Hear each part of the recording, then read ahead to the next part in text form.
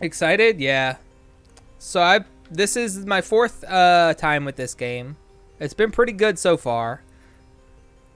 I am relatively near to the end. Oh, you missed the best voice I've come up with so far.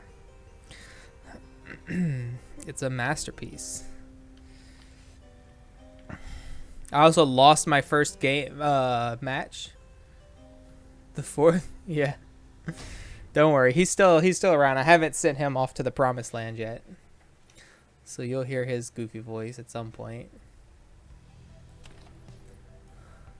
It's a pretty game though. You can see, like I've played Bastion, which like I can see from what little I have seen of Hades, I can see some of the stuff from Bastion that they brought forward.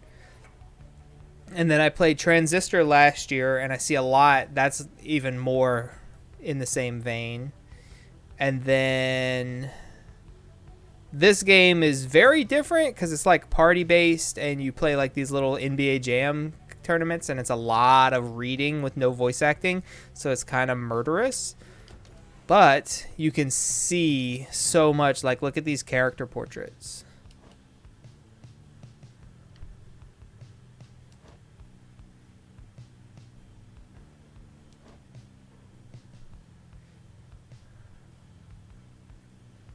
I'm not 100% sure what I'm gonna do in Hades quite yet. Yeah, the artist is very good. This company just. Oh wait, I need more volume. This company, they're the bestest. I love them. I love their games.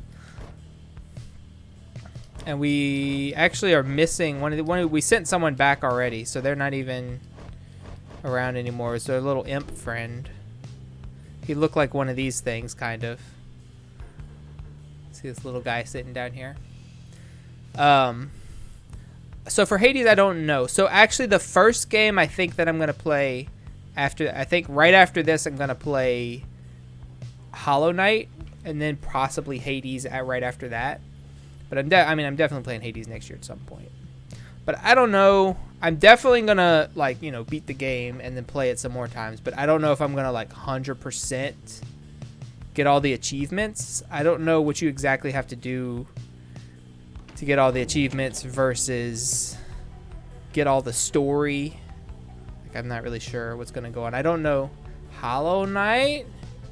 You playing it? Ooh. Yeah. Okay, we got take off. So our wagon can fly now. I don't know. Oh, I'm going north. I see. You can find the other teams and just slam into them. But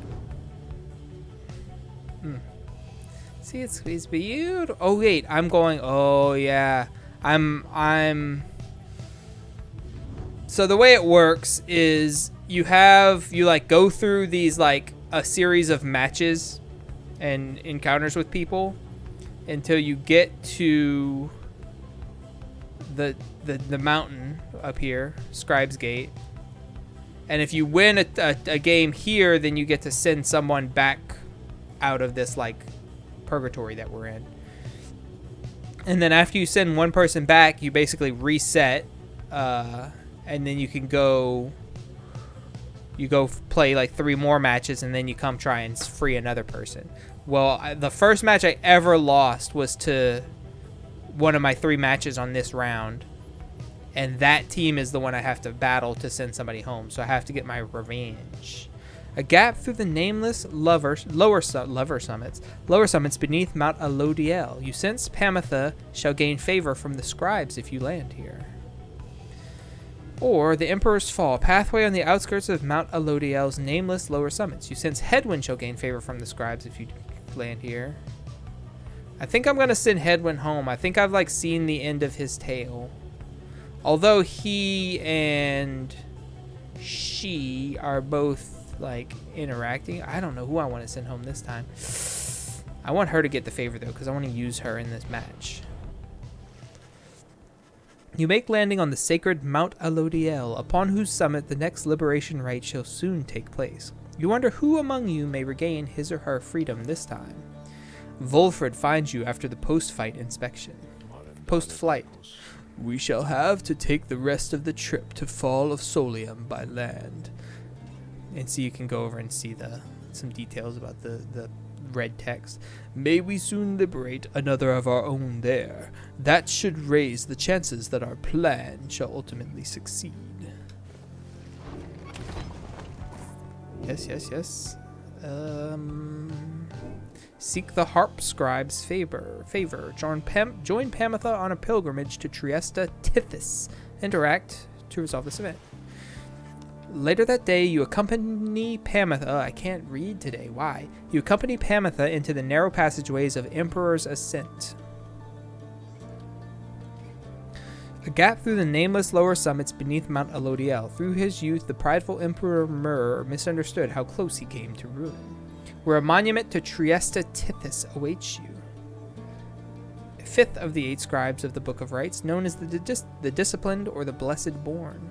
The eldest of the Harp Matriarchs, she anointed the Book of Rites and gave its words their power. Perhaps due to the nature of this place, you begin to sense Pamitha's inner thoughts, as clear as if she were speaking aloud. Talking to the dead again, Pamitha? Fine, why not? Ought to keep your mind off things. Just don't go getting your hopes up. Your life back there, it wouldn't be any better anyway. Soon, you and she are finished paying your respects. You return to the wagon in silence, feeling as though Triesta Tithys has shown you favor. At dawn, you shall begin your ascent. For now, the solitude here is fit for pursuing your vocations. Pamitha gained +2 quickness for the next rite. Neat. Vocate. I gotta vocate. Ooh, but wait. What's this? Oh, Pamitha wants us to speak? Hello? You find Pamitha by herself again, though her expression is grown darker than her custom. Leave me be, would you, Rita darling? Trying to get some good and proper moping done here, and you're distracting me. Leave me be, Rita. Just leave me be, Rita. Just leave me be. You don't want to know what's lurking in my heart or mind. What you'll find there isn't pretty. Yet something about her thought process is different to you now. You know that, with her conditioning, she can resist your scrutiny, but now her thoughts are laid bare to you. Pamitha is alone with her thoughts. See what she is thinking. Would that we all could simply understand each other without a need for words, or leave her be. Pamitha knows how to volunteer her thoughts more readily if she has something to share.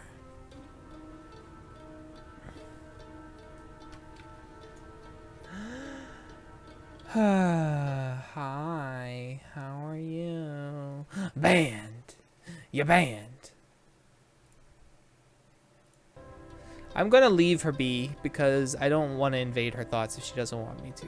So, Pamitha's thoughts are her own business. The fleeting connection between you is soon severed. Thoughts are loathsome things, Rita. It is difficult to know how best to hide them. Mine are plain enough for you to see by now. She exhales and looks askance. You know by now why I'm in this mess with all of you. You could say that I lack Tamitha's sense of commitment, her zeal. She lives only to see your nation overthrown. Yes, kill them, or something worse if she could have her way. Centuries of conflict can be quite emboldening that way, especially when one's sister's leading cause of death is Commonwealth-forged steel. Wielded with the utmost of mercy, of course. Well, I had little patience for the senselessness of it myself. Became of a bit of a pariah, I suppose. I knew Tamitha was going to get herself and others killed someday. So when she was to fly out on this one big mission of hers, I had other arrangements made. But after she was caught, your people did not exactly uphold their end of the bargain. I knew there were such risks, of course, and yet a chance is still a chance. Tamitha was clipped and cast down. A mercy, they called it. I did not see it that way, and in my growing protests of her treatment, I was soon enough to follow. So these people don't even have arms. They're just straight up wings and footsies. She falls silent for a while. I haven't yet decided if I entirely regret my actions, but I do seek Tamitha's forgiveness, and I wish that she could see my thoughts for what they are, as it seems you can. Then she might realize our nation's people have much more in common than she knows. Sometimes I wonder which of them's the stupider. She brushes past you and out of the wagon, for now. I do call for some purpose. We have a scribe trial pending. Oh, that can be arranged. You need but name for me the one you have in mind. Well, I don't often have a choice here, so it is Pamitha. You asked Sandra to administer one of her special rites for Pamitha. Oh, you mean that feisty harp. She may yet be taught some manners, I should think. I shall attempt to bring her down to size. Let us bring her forth. Yeah, just like burps. Soon Pamitha arrives in heed of the summons. You called for me, reader darling. Ah, it's that crystal. Then let's hash it out. I'm ready.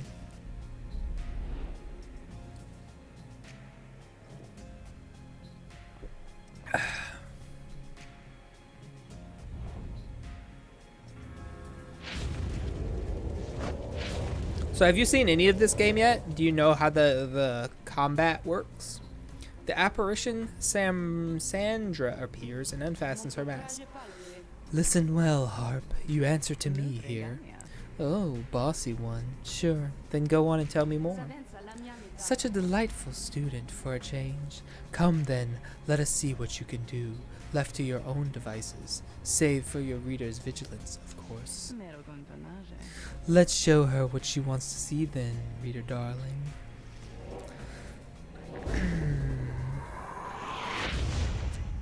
I gotta get the ball. That's my ball. Leave me alone. Whoop, whoop, whoop, whoop, whoop, whoop, whoop. Whoop, whoop, whoop, whoop, whoop, whoop. Hee hee. It's been a long time. I don't think I've seen this game since it released. Oh, wow.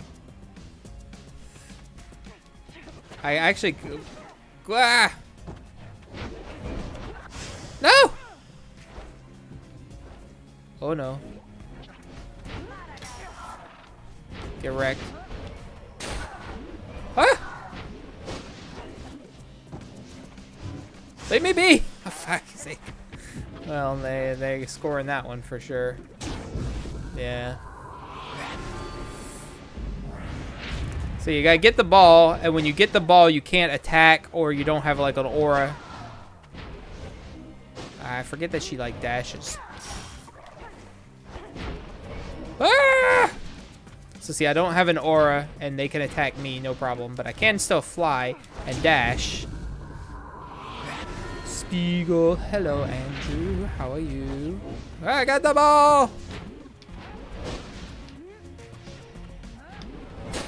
Hey-ya! Nope, shite. Uh-oh, spaghetti-o.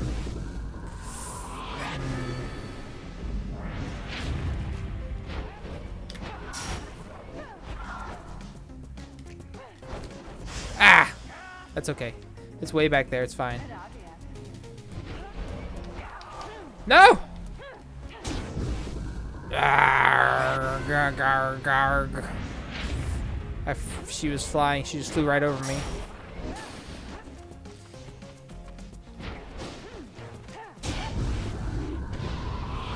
Is that enough? Yeah, that's enough. You only have to do it 3 times because you're like 1 on 3, so they give you a little bit of a reprieve. There now, is everybody happy? Oh, happy as can be, my doubtless pretty harp. So good of you to ask. On top of that, your performance was sufficient, and you passed my test. So she's blind, so that's why she said, my doubtless pretty harp, because she doesn't actually know. She's right, but she doesn't actually know. You have my congratulations, both of you, and to your lovely reader. Now, be gone from here, before I have any second thoughts. So I completed that, which means... Unfortunately, I don't have my little friend anymore, so I can't actually complete that with everyone. My, that Sandra sure could use a massage or something. So angry, isn't she? Say, what's that you have there, darling? I got Triesta's Plume, which is a special item specifically for her. While flying, after dousing the adversary's pyre, Pamitha may instantly return and deals +3 damage. Sick! Did I play any of the new Vintage Cube yet? No. I have not logged into Magic Online in possibly 10 years. Only usable by Pamitha, she could no longer fly, and yet her tears she shed for her assailants, for they could cry no longer. Sick. I would like to equip that, I believe. You're only looking for holiday cube. After dousing the pirate, bearer gains up to 5 extra gold. Yeah. But I would rather have the plume. Plume seems sick. But I want to enhance it. Can I enhance it? Again. Well, I didn't do much anything, but that's okay. Ah. But up. Okay.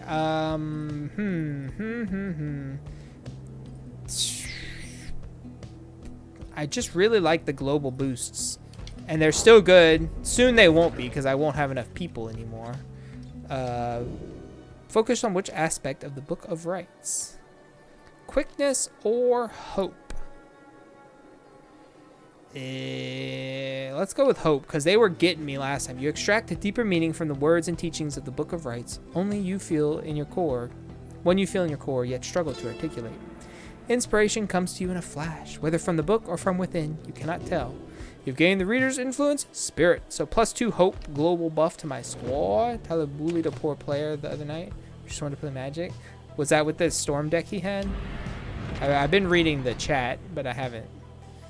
Okay, to the Temple High Road, first of 2 paths leading to the mountain summit. You sense Rukey shall gain favor from the scribes along this route, or the Temple Cistern, since Jodariel will gain favor. Ooh.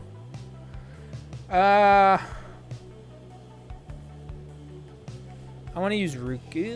Who am I going to use? I think I'm going to send home this dude. The dude fella. So he could take the place of her. And Rukey could be my like attacker. That would be good. It was like this green 2-card Monty.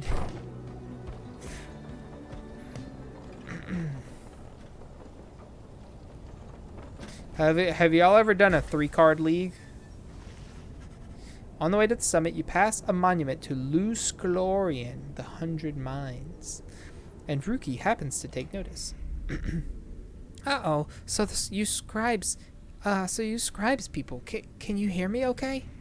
If you can, then do me a solid and let me get out of here already. My family can't do nothing without me, and they've been waiting for a while now.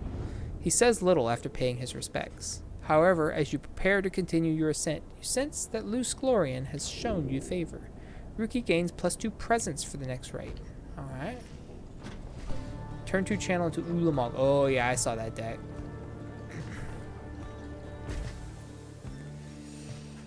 You and your companions gather once more at the Scribe's Gate, where a single narrow trail leads upward toward the summit, past an archway carved of stone. Come this way, please. The minstrel leads you towards the archway where his counterpart awaits. The Gate Guardian. The exiles of the Nightwings have returned. They have. Greetings, Celeste. She all but ignores him and motions to the rest of you. King 2 is turn 3 show and tell. They showed a Dragon's Rage Channeler. I don't know what that is. And he showed a Primetime, yes. Into Dark Depths. We didn't get that lucky to get the rest of the night. Now then, each of you in turn, please state your name and what it is that you seek while crossing Scribe's Gate. Please, just do as she says. Everyone steps forth, one after another, just like before. Jodariel passes through the gate. Rukey passes through the gate.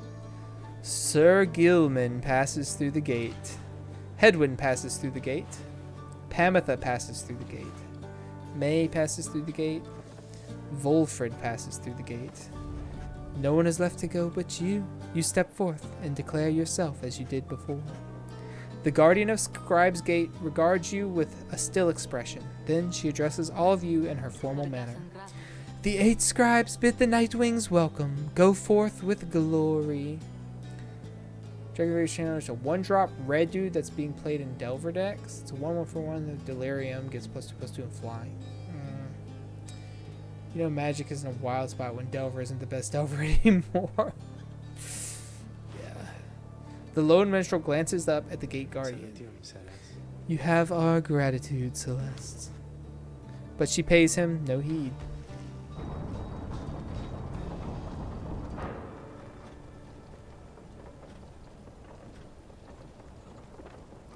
I saw people complaining about the new Elishnorn.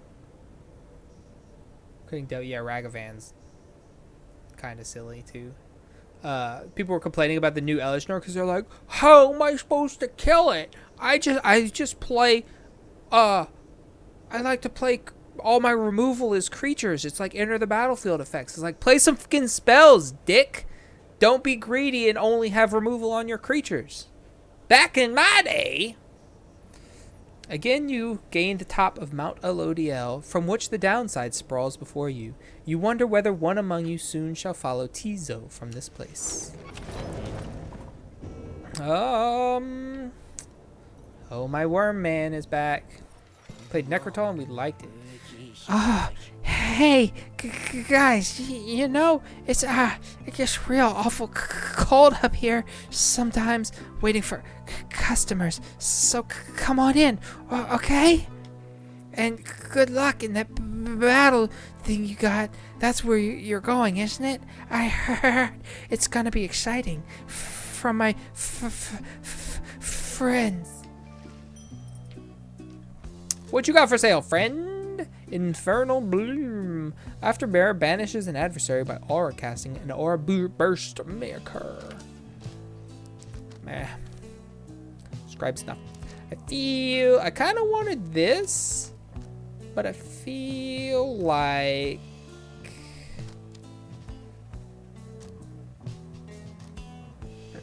do I want this?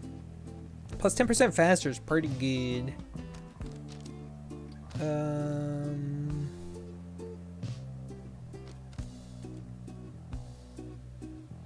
That one I like a lot, the stamina orb.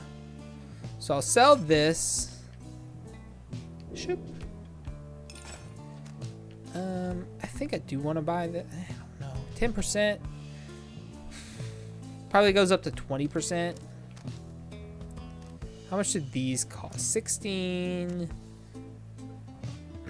33. 40, 51. 81. 12,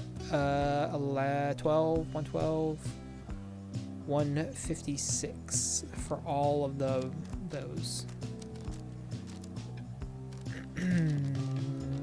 And these aren't really worth much. Yeah, we played Necrotol. We played Terror. And we hoped you didn't have any artifact creatures. Dice Double. She's like a 4/7 for 5 though, or something crazy. She's a mad lass. Yeah, creatures are so big, super big. Ugh, blah. I want that, but I also want these. What level is her artifact that I just leveled up? Level 14, so I need 6 ranks to max it out. What's the cheapest way I can get 6? So 44 plus 16, 50, 60. Or that's 61. This is 18, 33. 41, 51, and this is 60. Yeah, so buying the 3 2s is the cheapest way to do it, actually. Wait, yeah, that's 61. That's 60, and this is 33, 43, 51.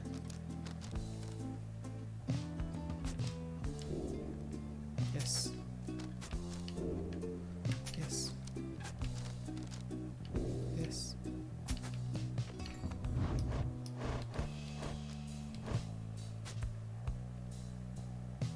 Plus 4 damage.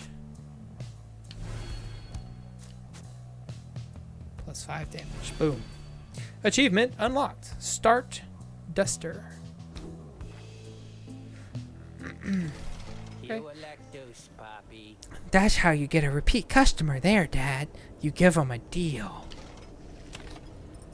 Okay. Commence the liberation rites.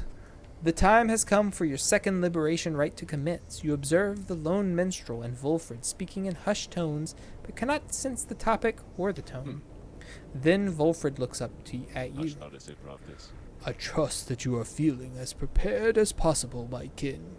Each rite is consequential to our journey in its own respect, though these liberation rites have a more immediate effect. It's somewhat crass, however. I've gone and estimated by how much each of our companions may contribute to the outcome of the plan, should they be liberated here. Factors such as their previous occupation, innate tendency to lead, and oratory skill contributed to my assessment. It's nothing personal, for we are all in this together. Just like High School Musical. Because you can't O-ring her. That game plays O-ring.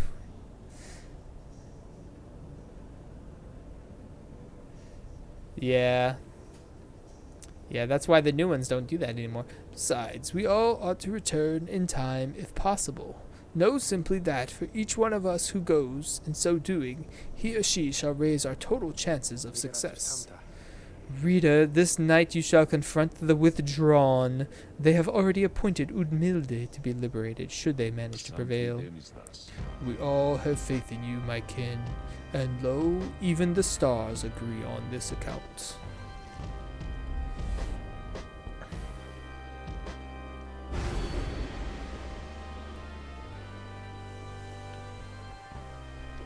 Oh yeah, I can make it harder. Plus 3% enlightenment. Nah. None of these are worth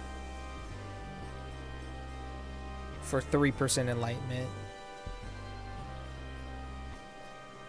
I just want to battle. I'll use those on the other things that don't matter so much.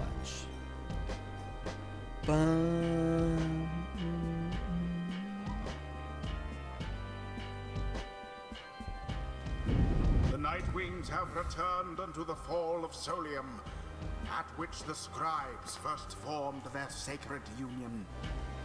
At stake this night is freedom and prosperity. But only for one exile who prevails in this liberation rite. Your many adversaries all did strive to earn this opportunity.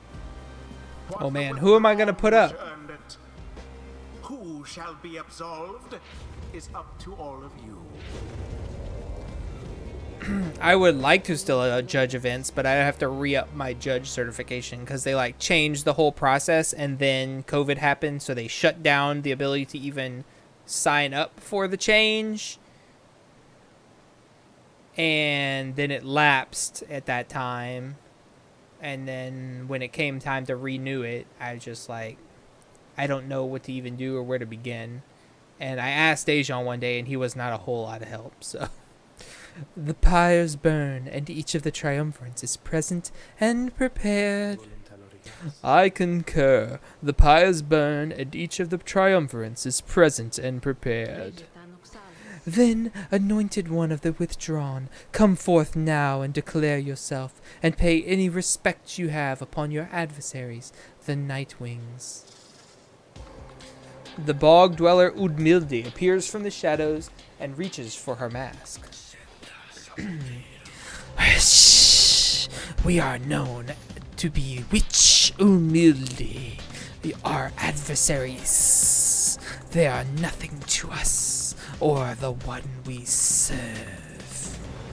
Ye shall all be devoured in the coming age, an age of strife, wrought down by the fell wings and menacing eyes of Yishlak, the Astral Born.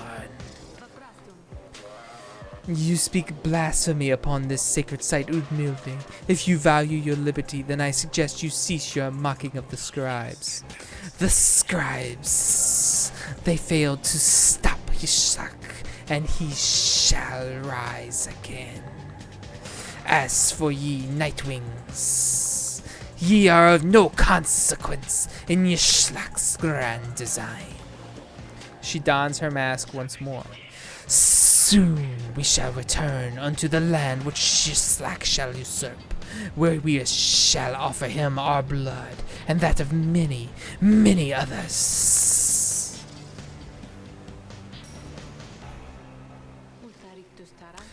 Now then, have the Nightwings reached a decision on whose behalf they shall conduct the liberation rite? Reader, I am bound to tell you once more, the first companion whom you choose shall go free this very night, if you prevail. Only the enlightened may be thus anointed. Not all among you may yet be ready. The other two chosen for the triumvirate shall lend their aid. Nightwings, make your decision. Who would you set free? Who will it be? Oh man, I was gonna do this guy, but Rukey's so sad. He really wants to go home to his family. He knows, oh man, he knows they're struggling, but I like Rukey so much. But his story also is pretty much well resolved.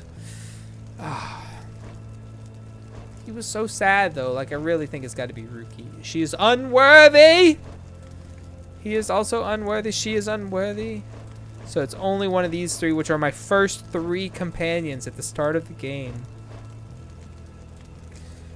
Are all blah blah blah blah blah blah blah blah blah blah. Man, I was really gonna send home Hedwyn because I feel like we've run his story's course, and he's a strong leader, so he would be good for the plan and everything. She's my very favorite, so I'm saving her till last. It's gonna be Rukey, I think, because he was just too sad. Huh? I can't tonight, Bandit, buddy. Let's see. Sorry. I'm streaming. We'll play tomorrow, though, okay? We've been playing Fortnite together each night, doing our daily quest as a duo. And what happened last night? Oh, we got a victory. 1 Royale. A victory 1 Royale. And I got another one earlier today. Yeah, with a squad of random strangers. Did you get any downs in that game? Did you knock anybody down? I don't really remember. You don't know? Because it was way this morning. Oh, okay. And it's like way nighttime now. Yeah. I love you. Good night.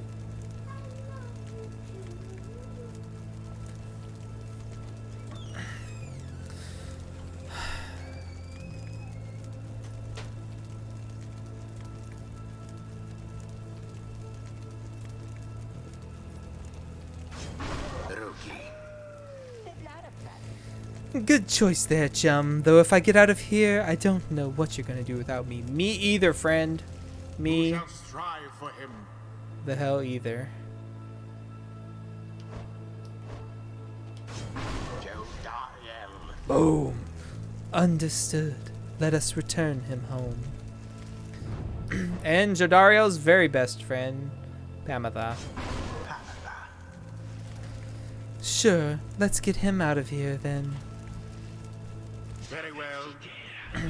Soon, Yishlach, very soon, we shall release thee.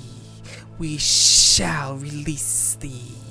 And as for ye, Nightwings, we have much in store for ye.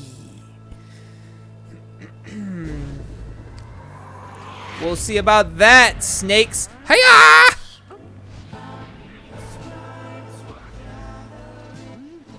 Nope.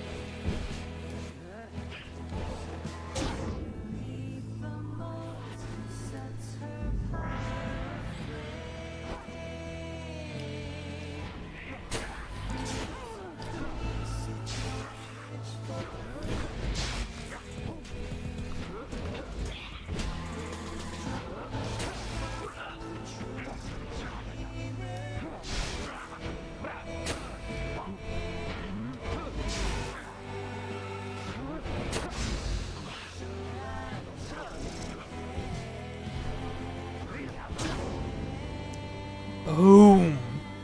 Big lead. He's too fast.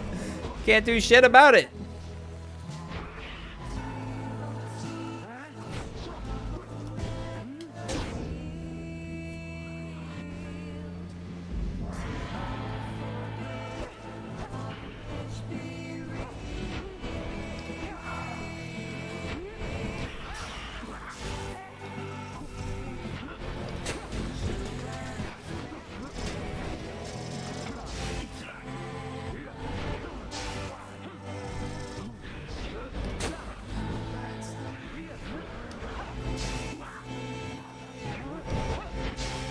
I don't even know where the orb is. Oh, there it is. I see it.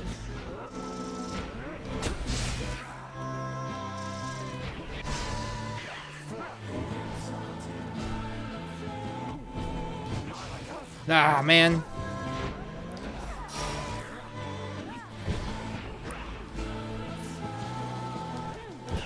Ah!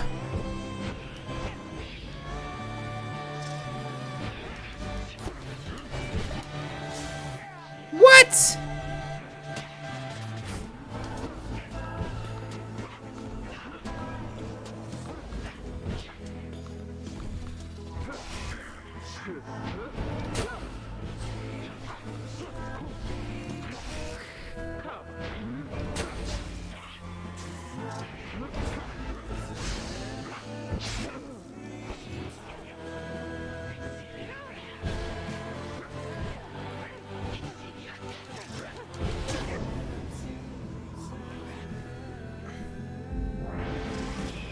Yes, Slach, we invoke thee, for we seek thy ancient strength. Befoul our enemies within thy blood. Damnation to the Nightwings. Damnation to the Scribes. The invocation of Yishlak, your adversary, which Milthe's curse, shall summon forth dark pools of banishing ichor, wheresoever any exile is banished here this night. Yeah. That's fine, because I'm fast as fuck, boy! Foul witch Udmilda. Would that she serve the scribes as faithfully as the monstrosity which she adores. Dropped! No! Ah! You got lucky.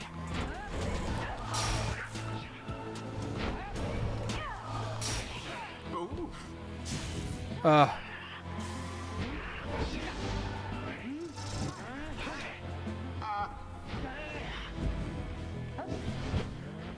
Oh, no, you don't. Ah! Dang it. I almost pity what transpired there. What? Udmilda plunges into flame. How did she hurt me? I don't even know. It's fast! And there it is. Rukey freed his own soul. To their worth. Yep, we got our revenge. Convincingly, I must admit. Rather convincingly, they shouldn't even have scored that one goal, honestly. Thus ends the liberation rite. Rukey, no! Look at his little tail, though. The scribes have chosen. The exile appointed by the Nightwings shall be free. Absolved of all misdeeds. Return to glory in the Commonwealth. His adversary and all others shall remain to carry out their rightful sentences.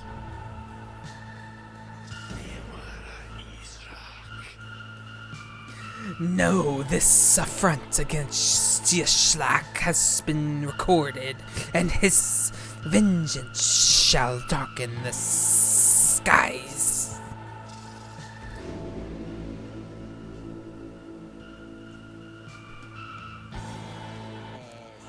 So, what now? I guess I'm just supposed to jump into this waterfall thing back here, and then that's it? Home free? Home free! Something comes over him then. Now, listen to me, chums. Don't any of you go thinking you're gonna miss me, yeah? You're gonna do just fine, even without old Rukey Greentail there to keep an eye out all the time. Even though the rest of you are just a bunch of slowpokes and all that. Me, I'm gonna be so busy drinking myself silly on Commonwealth stock, I'm sure I'm soon gonna forget each and every one of you. But just in case I don't, you be sure to stop by and visit me if you get back there too. Just look for Mama Greentail's shop. The Greentail family, Rukey's well-to-do Cur family tied to the Commonwealth's thriving mercantile industry. Right in the heart of town. You can't miss it. So yeah, stop by, say hi, you know. Nah, I think I'm gonna go, so, excuse me. He drops into the shimmer pool and disappears within, although you can still hear him going on about something. Whoa, let me tell you, this is weird in here. Hey, it's starting. Uh-oh. Wait. Rukey is set to return to the Commonwealth and leave the downside forever. May he return in glory. Godspeed, Rukey Greentail. I will miss you, chum. Scribes are ever merciful. By their grace, the cycle of the rites may soon commence again.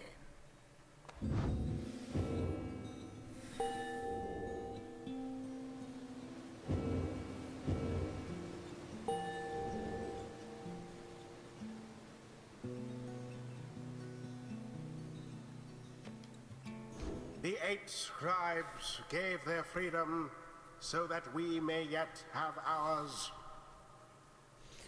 But will we ever all gain our freedom? That is the question.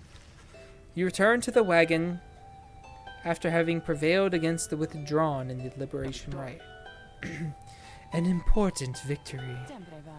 At least someone got out of here. You succeeded in liberating Rukey, who returned to the Commonwealth in glory. We did what we could. With each liberation rite, we strive to advance our plan. 37%. He was worth 6%, whereas the little imp was only worth 5. A brighter future awaits at the end of our path. For now, we must persevere.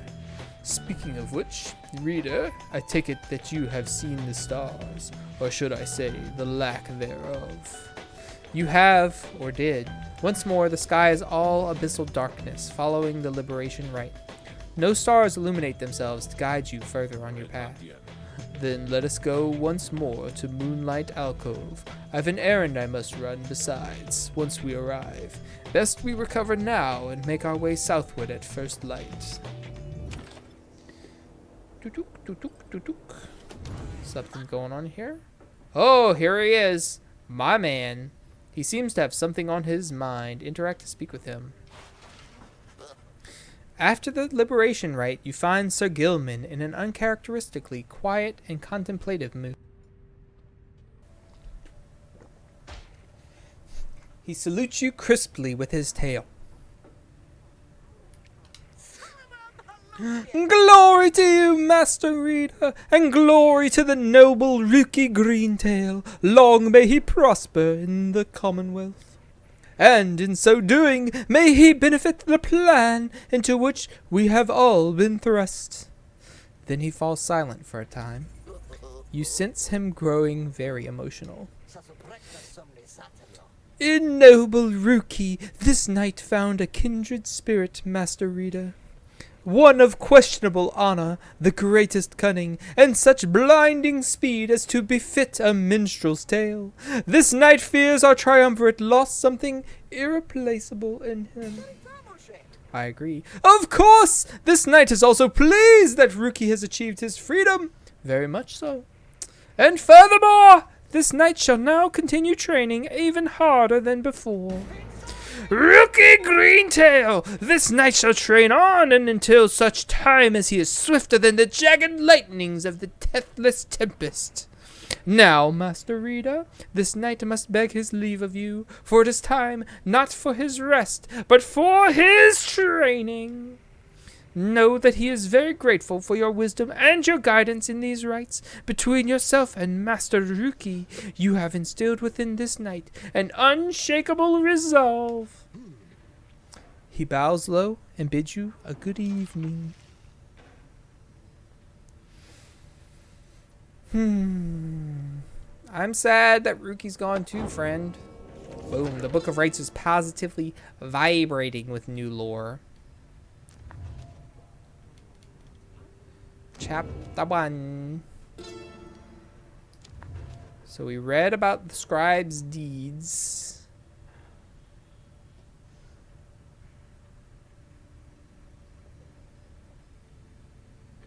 Right? The 8 scribes.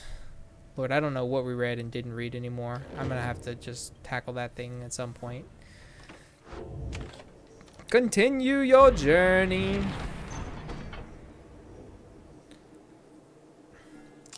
The Moonlight Alcove, a small landing on the dark side of the sacred mountain. Volfred indicates you can await the next cycle of the rites here. Again.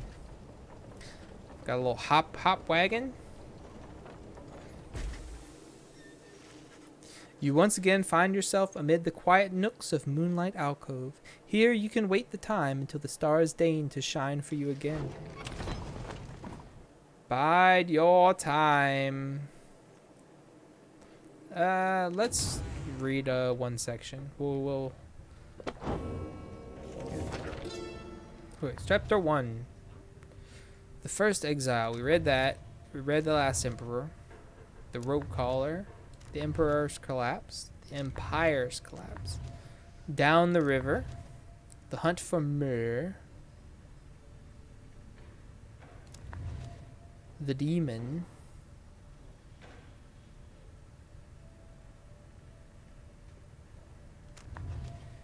The mercy shown. And the words of Golathanian, the master general. The imp Haub and I, we helped to save my emperor, and when the danger did subside, my emperor Soliam Mur, he said something to me which shook me to the essence of my being. He said, "You gave your freedom, Master Golathanian, so that I may yet have mine. You too now are an exile of the downside. In all the days which I have left, I never could repay the mercy you have shown me. So, if I cannot do so in this life, then I shall do it in the next." We crossed the land together, and together with the imp we gained the company of those who saw in him what I did. The 8 scribes. We found each of the others in due time, by fate, not by coincidence. The wise Lusglorian stood among the trees, gazing at the stars, expecting us. The wild witch Milithe was so enthralled by my liege's utter transformation, she stayed her sorceries. Blessed-born Triesta swooped down upon us, but to warn of imminent attack. The many-maned Jomuer thus intervened, and shared with us his humor and his hunt. Even the Underking Ores himself sought out an audience with us. Thus we became the 8, and journeyed on together. I wish to be remembered not for boastfulness. Thus this is the scribe's deeds, in the words of Golathanian, the master general. Not for boastfulness. Thus I refrained from detailing our exploits across the land, save to say that they were numerous. Know that only through our combined strength of arms and wit did we withstand this savage land. Such were the monstrous dangers that it posed. I came to see that all the terrors which I heard at bedside in my youth were based entirely in fact. So great they were, they blotted out the sky. Such was the evil that we vanquished, that the remnants of it yet shine under the stars. And in the end, it was the stars which guided us toward our truest calling. The Freedom Pact. We rid the land of an impending doom, but faced another of its kind, for we knew that we were trapped. Yet for each danger which we faced, for every failed ambush by arch, we met with gentle souls and kindred spirits in the downside, who deserved more than to fade from memory within the land. It was then that the stars themselves showed us the way, delineating a great voyage across the sea. Near broken we became, but then, at last, a moonlit vision, that of the Rites. The Rites! Thus shall they say of us, the 8 scribes gave their freedom so that we may yet have ours. Okay, we'll read one chapter before each thing. We have returned to a place of respite. Please make yourselves comfortable, such as you can. We are at the mercy of the stars, but I expect they shall shine bright again in time. As for me, I shall return by then, for there is something I must do. There, from atop the sacred mountain, you gaze down into the abyss that is the downside. You wonder when the stars shall align themselves once more.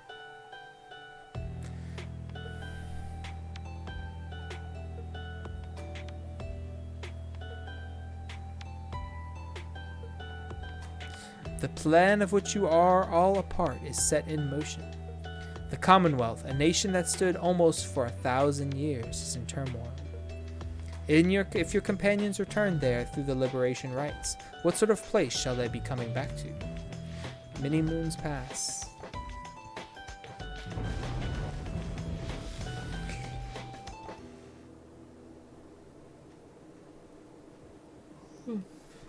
One evening, amid a downpour with no interest whatsoever in relenting, Volfred requests everybody to convene.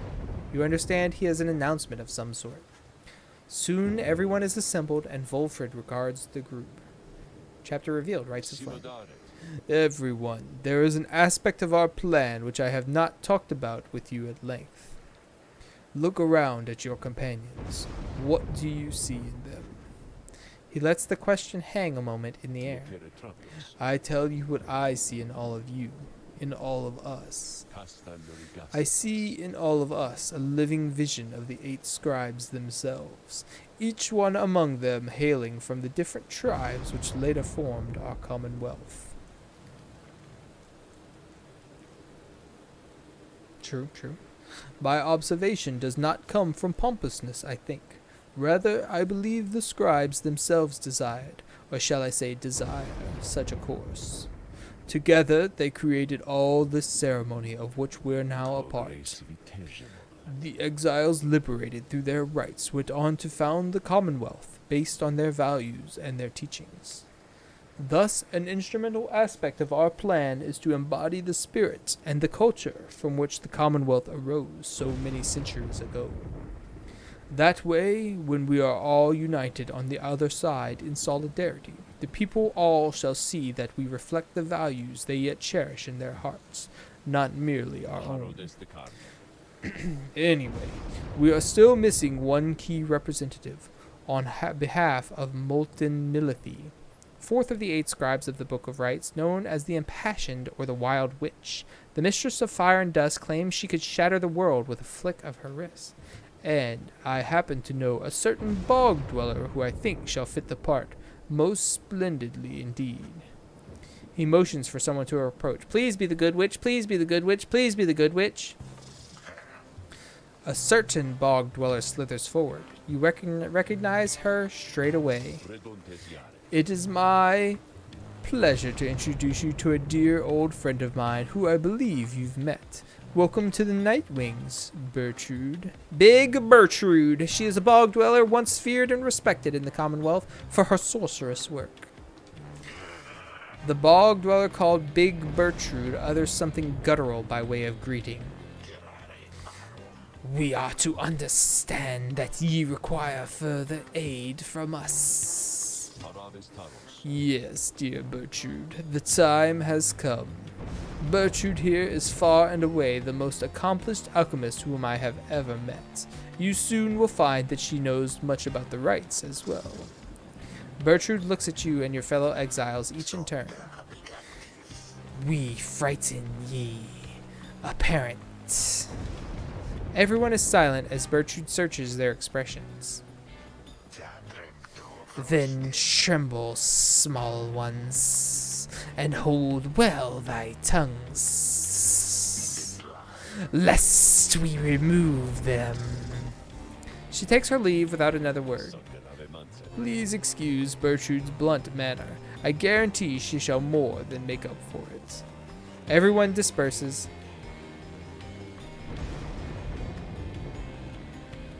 It seems now that the ranks of the Nightwings are complete. Bertrude joined the group. You sense her powerful presence. Welcome her aboard. Now then, my kin, perhaps you notice that the stars are bright once more up there behind those stubborn rains, meaning it is time that we go back to business.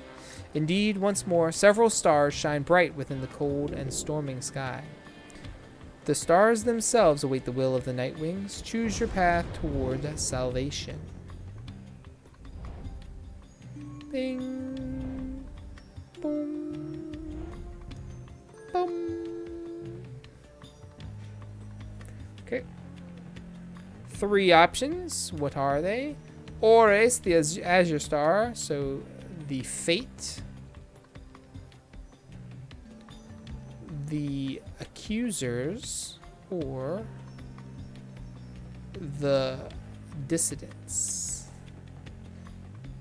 I've been wanting to take it to the Accusers. Milithe, the Bog Star. The Bog Star burns bright over the pit of Milithe. Lindell is already on his way. The Accusers are led by the nomad Lindell the Liar. Your record against them is 1-0.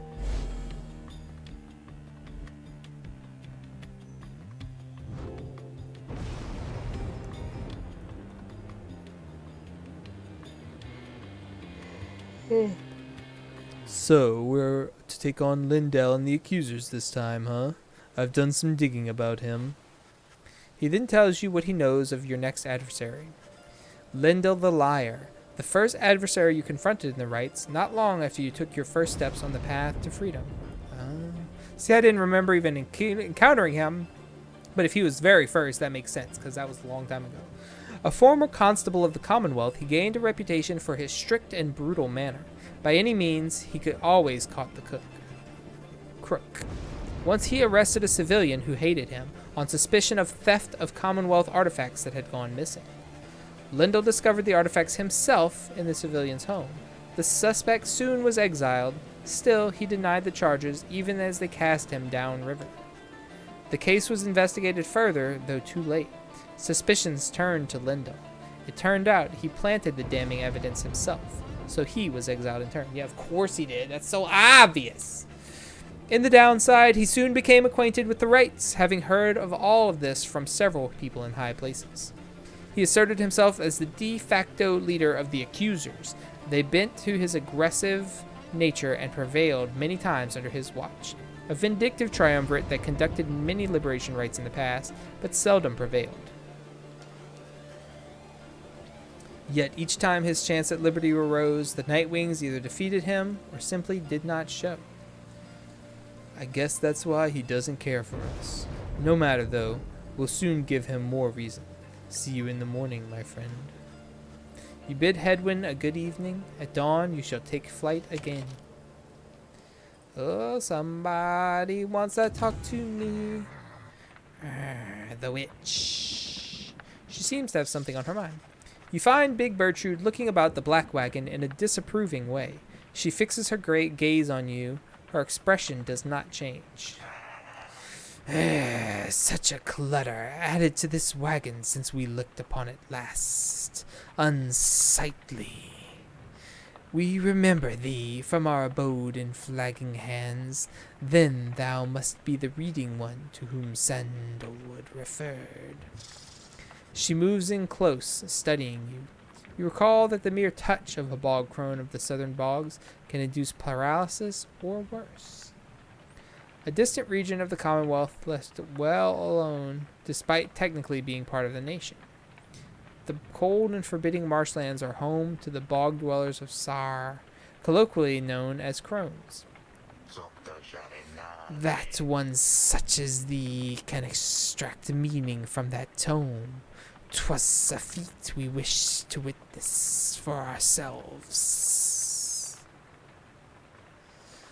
Thy flesh has seen but the smallest fraction of the years which ours withstood, and yet we are expected to believe that thou canst understand the Book of Rites.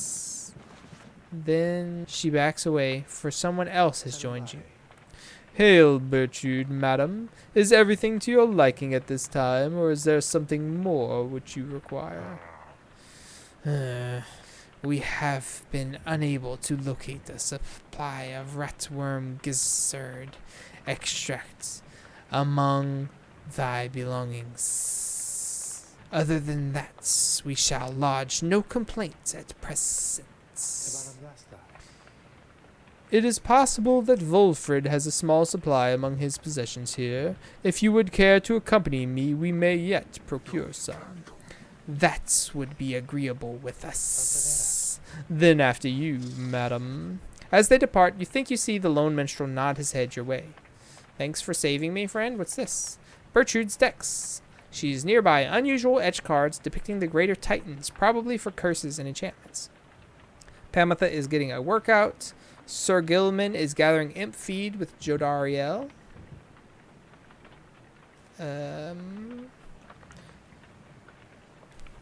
Hedwyn is out for a walk.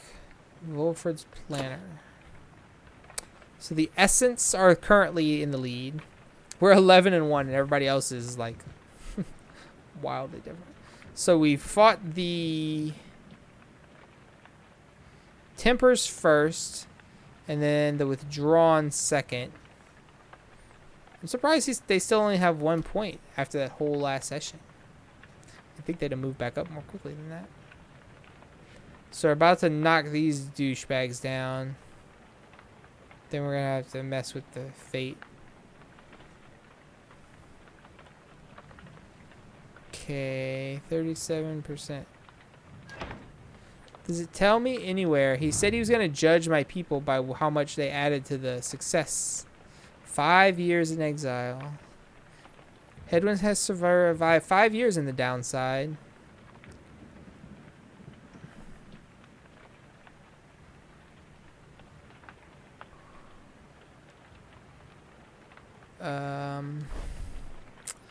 Unknown.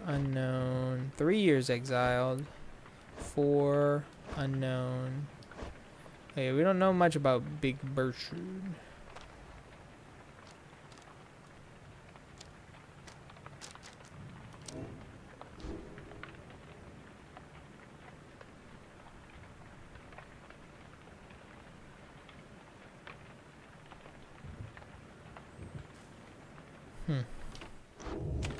Don't know. Continue!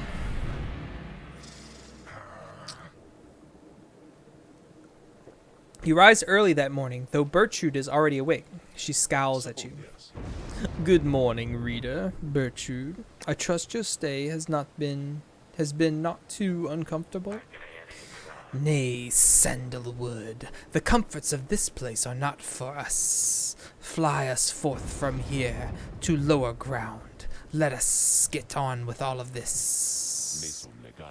The reader here shall do so once the group is ready. I thank you for your patience. Whoosh!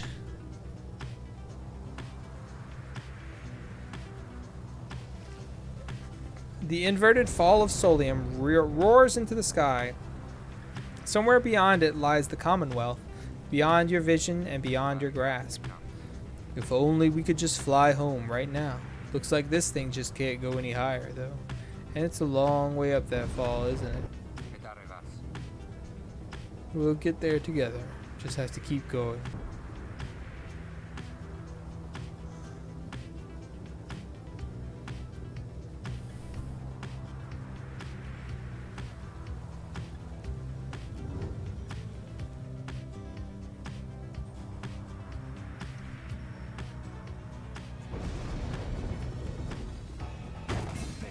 Ah!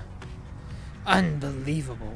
Again our hated enemies befall us, those who vanquished us before, stoking yet hotter our deep hatred.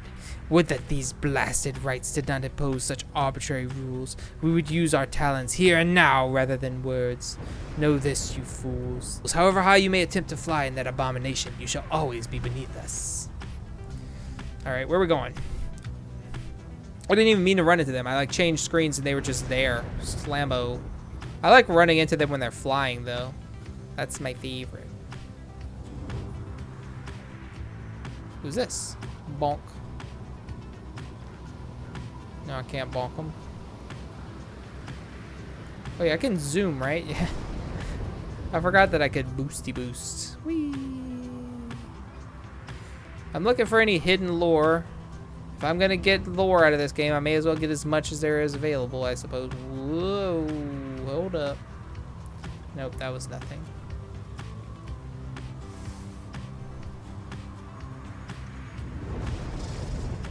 Bertrude slithers up to you as the black wagon passes through the skies above her former abode. Our kind who lurk below, they would scarce believe we soar above them now. We told them when Sandalwood came to fetch us that we shall not return for some time. Our most accomplished laborers, with whom we shared so many moons in exile, we trust that they shall carry forth the reputation of our services. For we taught them all we know. She seems almost nostalgic as she lists off the various services provided by Big Bertrudes. Curses, balms, potions, powders, cleaning reagents, sleep medicines, fungicides, seances. Big Bertrude's earned quite a name for itself throughout the downside for these and other things.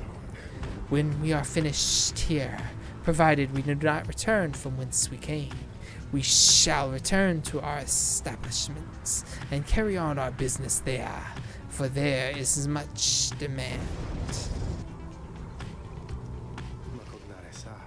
A gloom hangs thick above the pit of Milithe, and all around it. You are brave to seek your adversaries here again, reader. Many in the downside believe it to be nothing other than a foul den. They take the tales of Yislach Astralborn, a star titan sealed away by the scribe molten Milithe.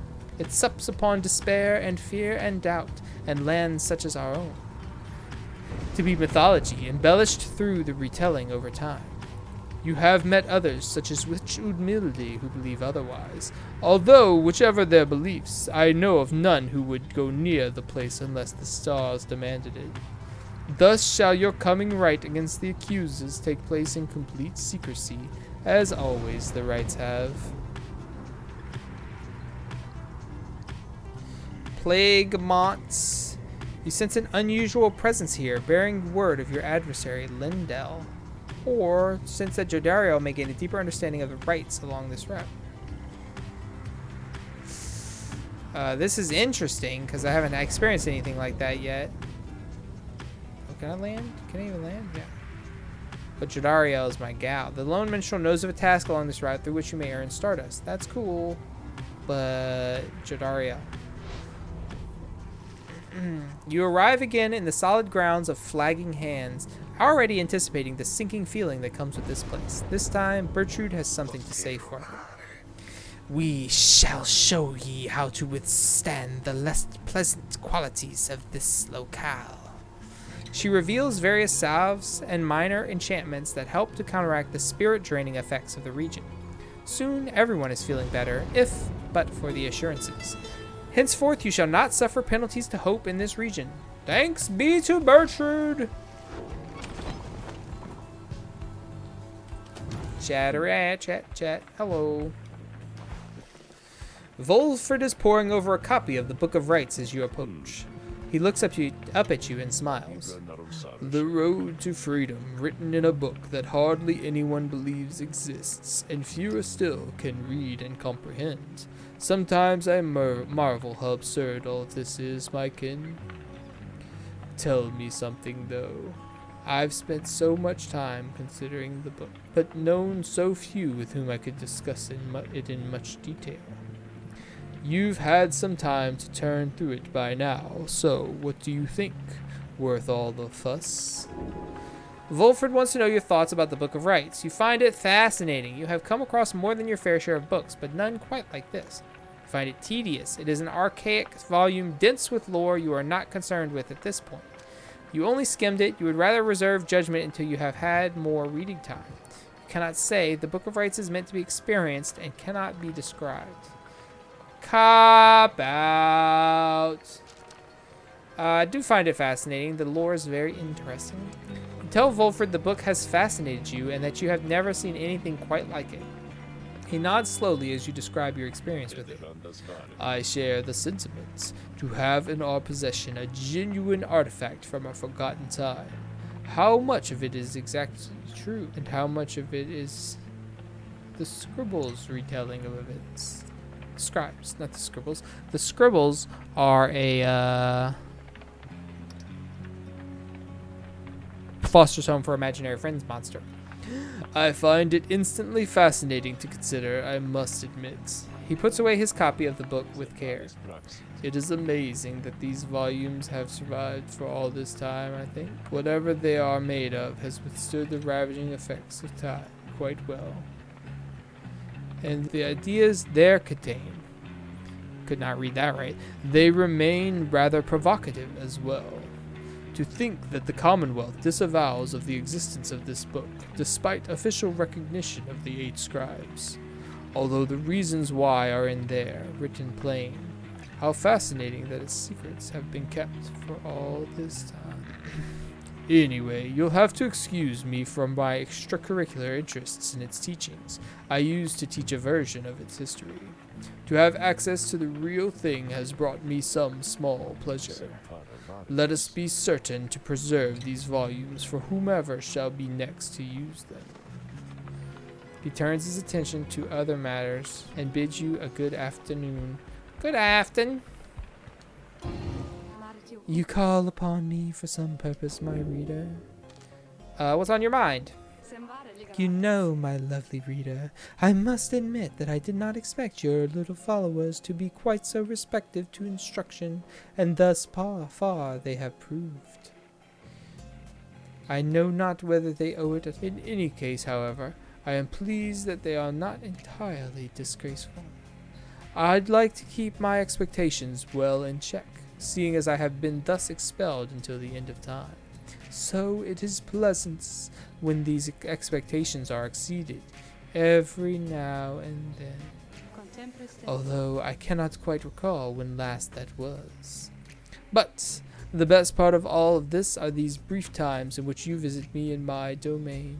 I know you cannot for long. This damned crystal in which I am enthralled shall see to that. Though, as you have perhaps surmised, whenever it decides that one of your little friends is worthwhile enough, why, I can offer them a trial, and likewise I can offer you a chat. Sometimes I think, as you achieve those trials of mine, perhaps it does something to trim the length of my eternal banishment. Eternity being what it is, however, perhaps not. Still, if the trophies of those blasted scribes are worth something to you, then all you need is but to brave my trials, and they can be yours, and perhaps there is good in it for me as well. Then something changes in her, and she changes the subject. I have likely said too much. I am not to influence you in your use of the Beyonder crystal. It is not there to be tampered with by anyone, including me. Forget what I said. What else shall you ask of Sandra? I already did all my trials. You know where to find me. Sure do. Survey the cold moat. Having reached the cold moat, you decide to accompany Jodariel for a walk among the soiled grounds. Your conversation soon turns to matters of the rites, which you discuss at length. Your talk of the rites is enough to make one's head spin, reader. By the time you return to the wagon, you sense she gained a deeper understanding of it all. Your time together caused Jodariel to gain enlightenment. Sick.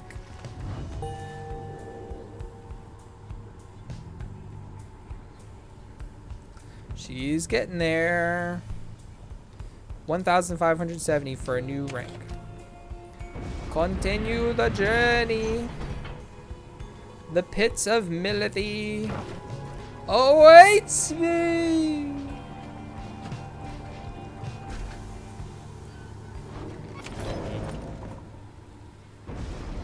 Somebody else wants to talk. Ah, my gal pal. You find Jodariel seemingly deep in thought. You consider whether to even bother her. Your presence is not unwelcome, reader. Remain a moment, please. I'm not unwelcome, guys. I'm not unwelcome. She stares at you for some time.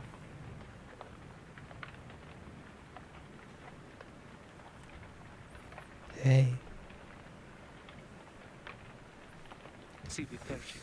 Today marks the beginning of my 16th year in exile. Holy crap! You look back at her and remain silent. You sense that all she wants from you right now is for you to listen. I have kept count, put notches in this breastplate of mine for each passing day. Notice how much it has frayed. 16 years, reader. The orphans whom I fostered would be long since fully grown. Some of them are likely gone. Many of them spoke of how they longed to one day serve with me on the blood border. Sometimes I cannot help but wonder, if I was still captain, could I have protected them? Could I have made a difference?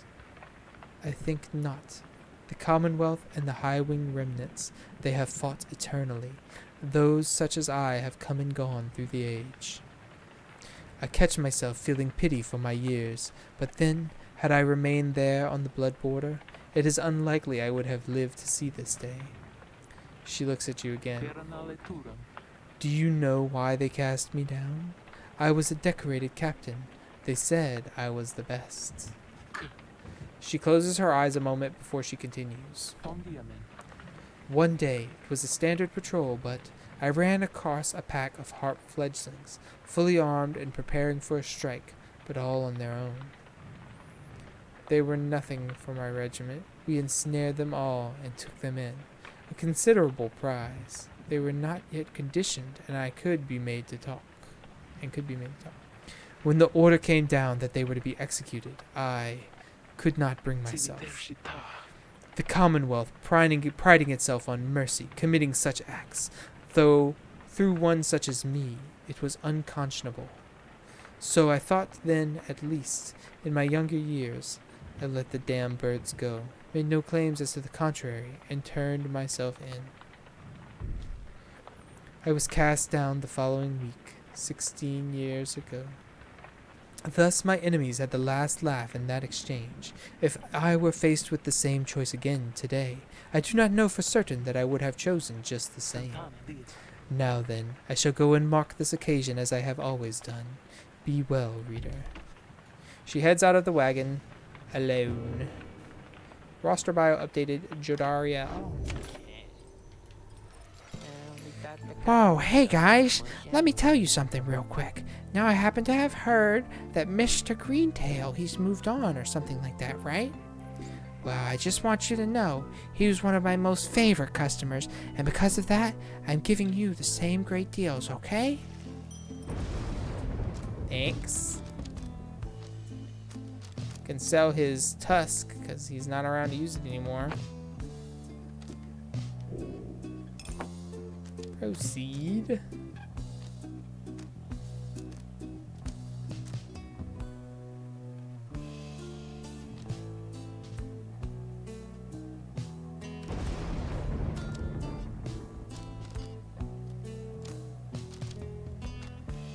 I don't know if I want that thing or not. Like, do I just want dust?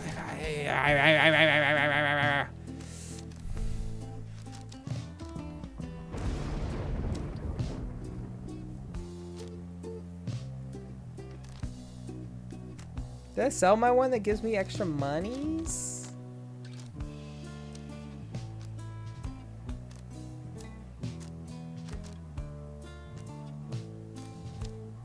Huh, I don't know.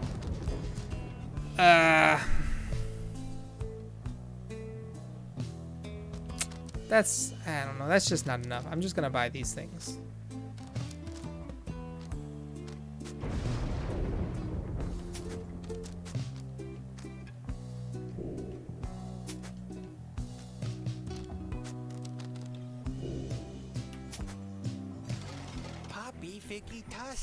They're leaving, Dad. Just look at how much we got this time. Alright, first, who are we gonna bring? You? Oh, you have the thing already. I see. That's level 20. Alright, so we're gonna bring her because she needs some EXP. She got to do the heck and catch up. We're gonna bring Sir Gilman and I guess one of them's.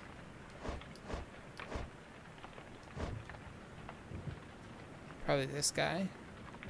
Okay, so his thing, Hedwyn powercasts his aura with greater ease and gains infinite stamina on hit for 2 seconds.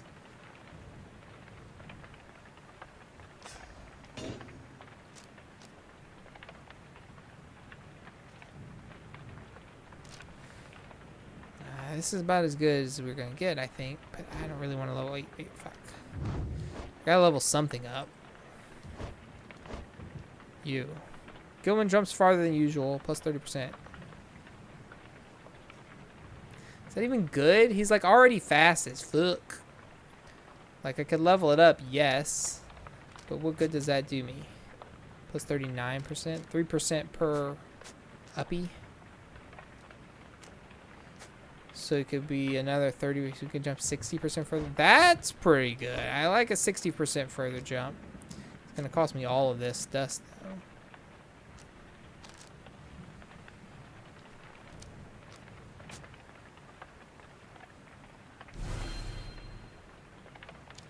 42. 51. 60. Big jumps. Alright, I'm ready. Here we go. Commence the rite. Once more you have returned to the pit of Milithe, and your companions stand ready beneath a still night sky, awaiting the commencement of the rites. You overhear some of their words to one another as you await the signal in the stars. You said we have to face the Accusers tonight. Surely there is no honor to be gained in this. Just then you observe a glint of starlight that begins to shine above, and your companions soon fall silent. Glorious!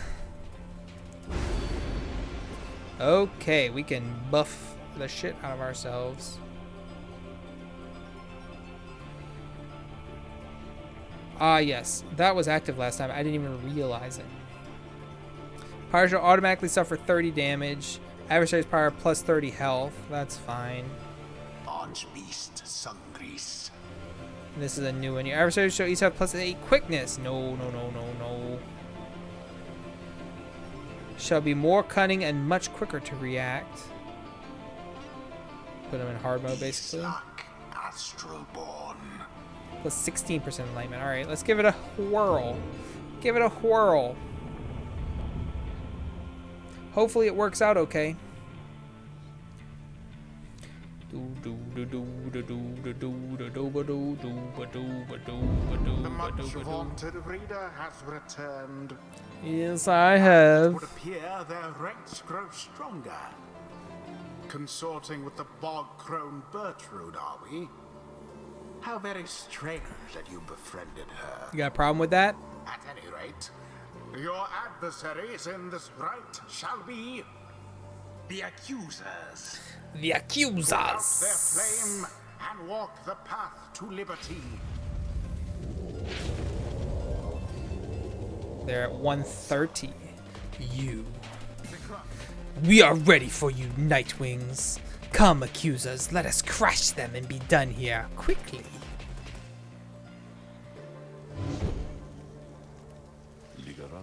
Hold a moment, reader. The crone Bertrude slithers forth, wearing the raiments of the Rites. Yeah, I was going to use her anyway. Now that Bertrude is among our ranks, it would be best if you became familiar with her repertoire. You have no obligation to make use of her abilities, of course. Good Bertrude, please show the reader something of your aptitude. We expect thou shalt be soon inclined to bring our sorceries to bear. Long have we studied these rites of thine. Let us show thee what we know of them thus far. Press X to pounce. Bertrude shows herself in full. Ah! Now I have to wonder what became of her accomplices. Of one accomplice in particular. You watch yourself around her, reader. None are sentenced into exile without sufficient cause. And do a heckin' blast. Release B while flashing to power blast. Easy. Press Y to proceed. Bing bong. Now then, reading one, know that our freedom is of little consequence to us. We side with ye because of Sandalwood, because of his plan. We shall aid ye in the rites, and we shall aid ye in that plan. Thus we are at thy disposal, and await thy bidding. Boom, boom, boom. Now let us begin. What's your situation, fellows? At the start of the rite, the bear's power automatically is supposed to. It's a 165. Oh my god. Lindalis and allies regenerate stamina twice as quickly as usual. Okay. Vispa gains 50% more stamina, letting her jump and sprint more often. Great. When power casting, Vispa's aura travels in a wider, longer line than usual. Yeah, it does. While Bear's Pyre has more Pyre power than the adversaries, Bear deals bonus damage plus 6. Alright, well, we gotta knock that shit out in a hurry. They got high hope. So they come back fast. 3.2 seconds. Woof. Alright, that's fine. It is what it is. Presents. What's your presents, Bertrude? 21? Good. Bertrude. Hedwyn. Sir Gilman! Sir Gilman. It is done. You can count on me. Come then, Nightwings. We are prepared for you. You think? Now begin.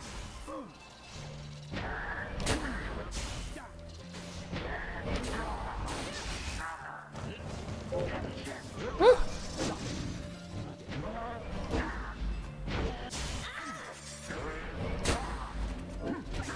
What dangerously close. Was it?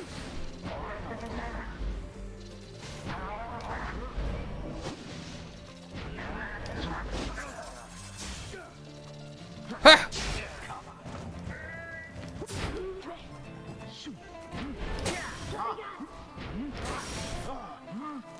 Bring him back. Ow. Whoa. Hiya! Big jumps. It's only 15 damage though, so that's a bit unfortunate.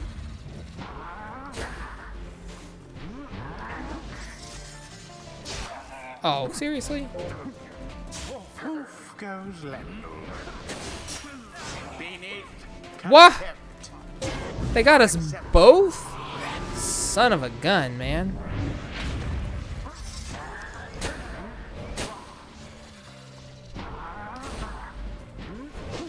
How did that miss? Lendl banished.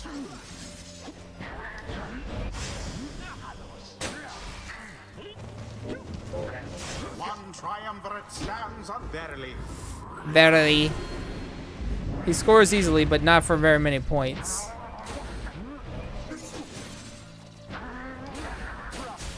Gotcha.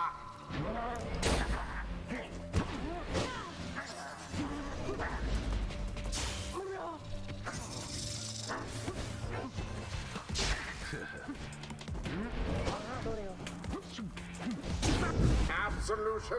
Bam! Now go.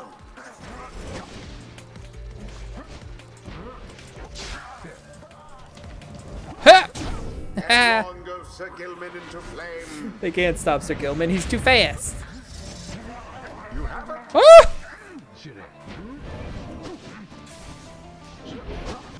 Shite. All of the Nightwings banished. The orb quenches the flame.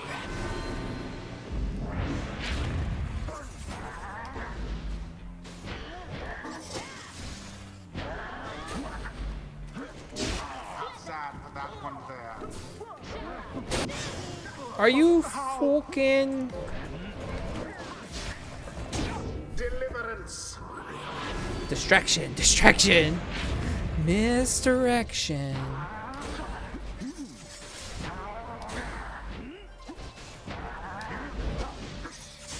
Poor Lendl. Lendl's not very good at his job, is he?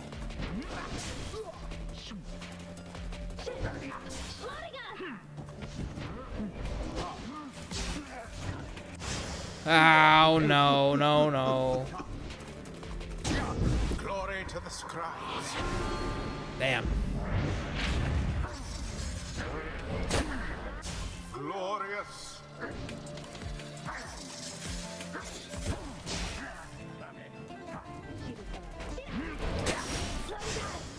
Why, that was all of them.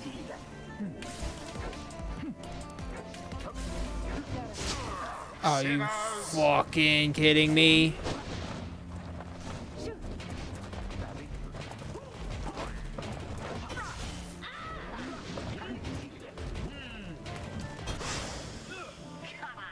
The orb.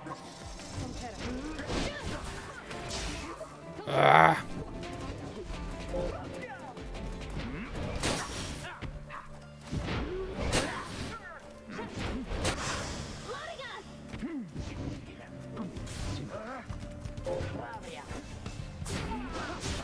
audacious, aren't we? Shit. Such a display. Nightwings, this ends here and now. I'm being too lenient on them. Enjoys a rousing speech. Though talk means nothing in the Rites. That's right. That Bertrude's faster than she looks.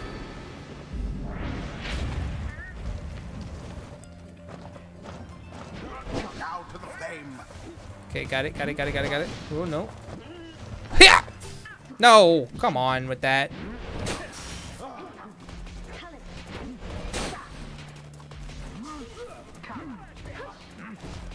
No! And it is done. Fuck. The accusers prevail. Meanwhile, their adversaries wallow in defeat. They jumped, so I jumped, but they landed The faster. ceremony is complete. Yeah. Talk your trash, Lindell. I gave you all the buffs in the world, and you still barely won. I'm gonna do some exercises.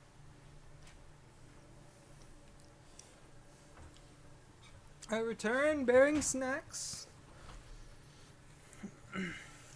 You low-life Nightwings, may you savor every taste of the bitter defeat that we prepared for you this eve. And know that this was only the beginning, for I trust we shall soon meet atop Mount Alodiel. Then may I be rid of you at last, and rid of this damned place besides. We ought perhaps to place upon that one some sort of curse, of itching, or incontinence. Agree. Boundless are the teachings of the scribes.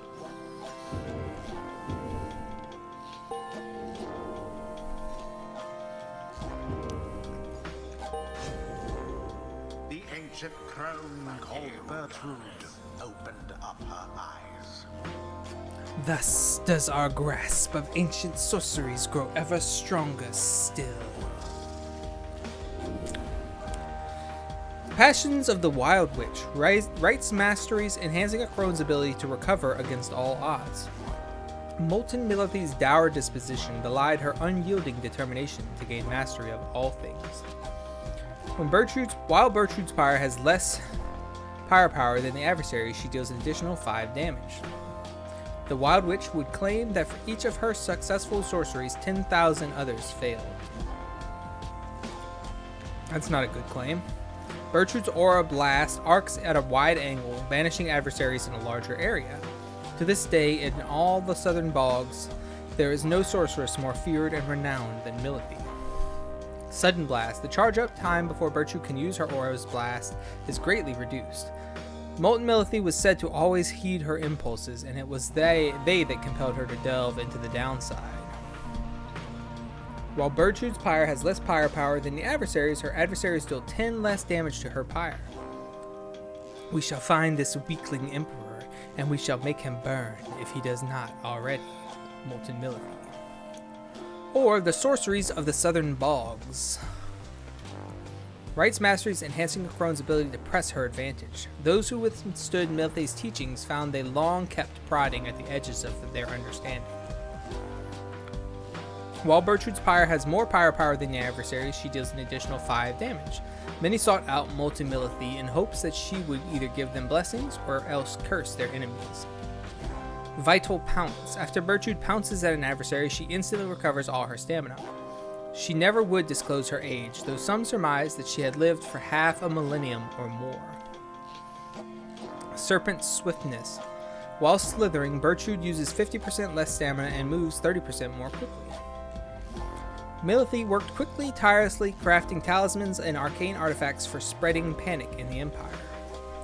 Feral Curse. Once per rite, after saluting adversaries, Bertrude turns them into fast-moving howlers. Be gone from here, lest I reduce thee to thy primal form. Milithe to the Imperial Chief Investigator. I kind of like this one. The speed is cool, but we're going to start at a disadvantage regularly because of that star thing. So being able to give them debuff and us a buff on the way up is pretty good. the secrets of the Wild Witch revealed. Until the stars align. Until they do.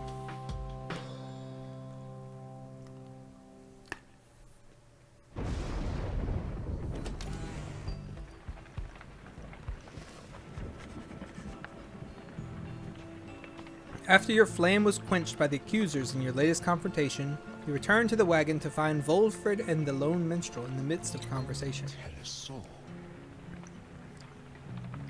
Most strange that this one star should be illuminated now. This is not what I expected.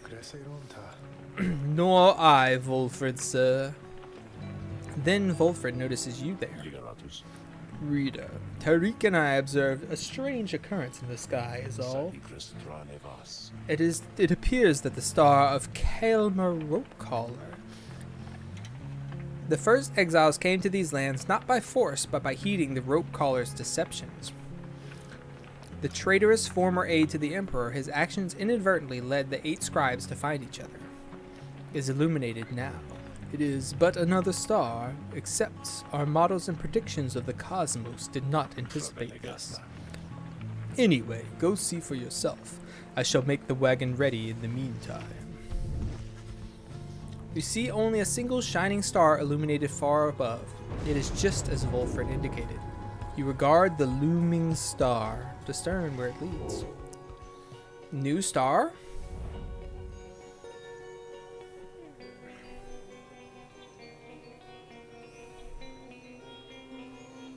The Rose Star burns bright over an isolated little island in the Sea of Solace. Sir Deluge is already on his way. The Pyrehearts are led by the worm Sir Deluge. Your record against them is 1-0. Volfred's planner, we're at 38% now.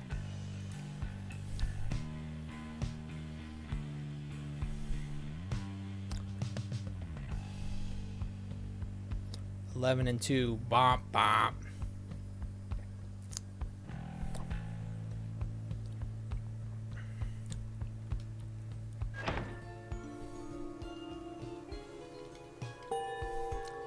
It's lucky that we get to auto-qualify every time. What was that?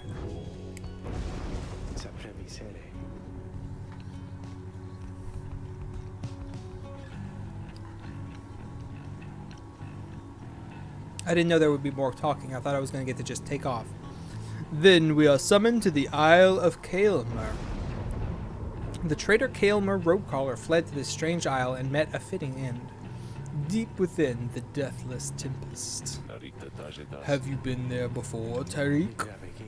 So long ago I scarce recall the time, only the scent. It is the place from whence the creatures native to this land sprang forth. Reader, let's not concern ourselves with superstitions held about that place.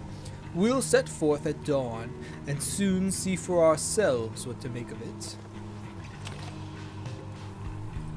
You find Bertrude asleep, or perhaps in a deep trance, or even you sense nothing from her. Hedwyn notices as well and joins you to check on her. Haven't seen her like this before. She's barely breathing. She's not responding. He leans in closer for a look when... Halt thine advance, knave. Dare thee to disturb our slumber? I am terribly sorry, Bertrude. The reader and I, we were just checking to make sure you were alright because of how we saw you there just now. And how exactly didst thou see us there just now? Hey, thank you for the resub. A year! A whole year! How are you doing? Well, you appeared to be dormant, or perhaps... Didst thee think that we had simply perished here, perchance? Crumpled over in our ancient age, a weakling barely clinging to this wretched coil. Some Pokemons, nice. Oh yeah, I forgot to refill my water. No, I mean, maybe. I sincerely apologize for having disturbed you, Bertrude. I know all this must be an adjustment, having to be around someone like me.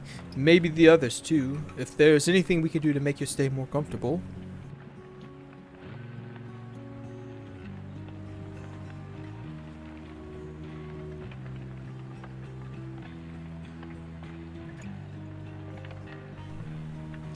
Dang.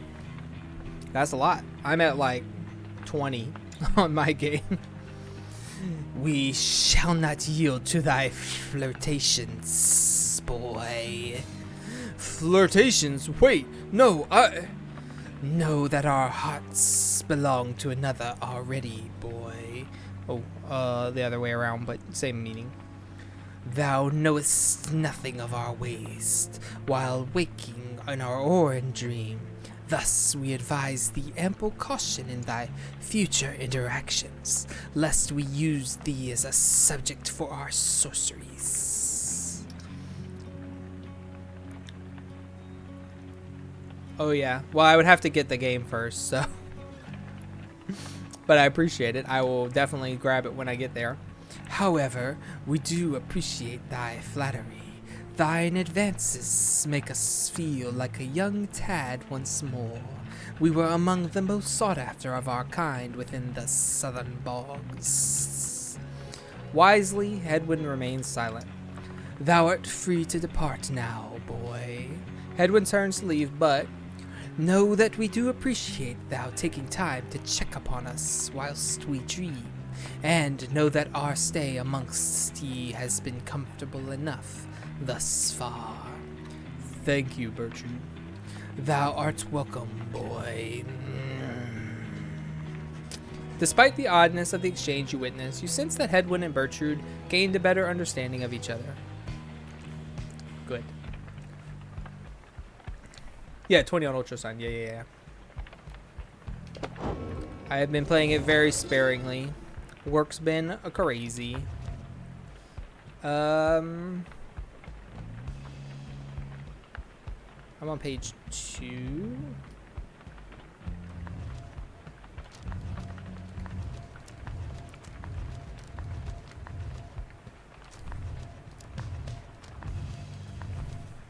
'23, the Freedom Pact. Yep. Okay, so we read that. So this one we're on 25. Okay, so that's next. Been super slow. Yeah, normally our end of year is slow, which is nice because you can catch up on everything and like clean up your new paperwork and get ready for the next year. But it's just non-stop. It has not even remotely slowed down. And we had like a super busy last 2 weeks. We got nobody offshore, but they'll be going back like not next week, but possibly the week after that. They'll start heading out again, so it'll pick up again then. Once I living in exile, in the words of Jomware Minimane, the Alpha Chief. Once I too roamed free. I remember well those days in which I was called chief. I traveled all the world over on my 4 good paws, and I was well adored. I wanted to grow stronger. Here at last I have. I shall not mince my words. This place shall either harden you or kill you. It shall haunt you with old memories. You share the exile's plight. My charge is to alleviate the sting of it for you a little bit, and to prolong your stay, but only for as long as needed. Your charge is to return. We call this place the downside for a reason. But in time, here you can learn to eat, to seek out shelter, and to find a certain beauty in unlikely places. Downside travels. You cannot survive the downside if you cannot get around. Howlers shall descend on you, or tempests shall shear you to pieces. That is just the way of it. Traveling through the environs is no simple feat. Consider yourself blessed if you were born a cur. If not, however, you shall have to find a means to cross these lands without the benefit of 4 strong paws. Luz Scalorian believes this untamed land can be traversed through means unnatural. I thought at first that he meant sorcery, but he suggests invention. He speculates that carriages could cross the land by harnessing its fury. A wild thought. In my case, my paws shall suffice. That's it? Okay. We're missing a lot of those pages then. Continue the journey.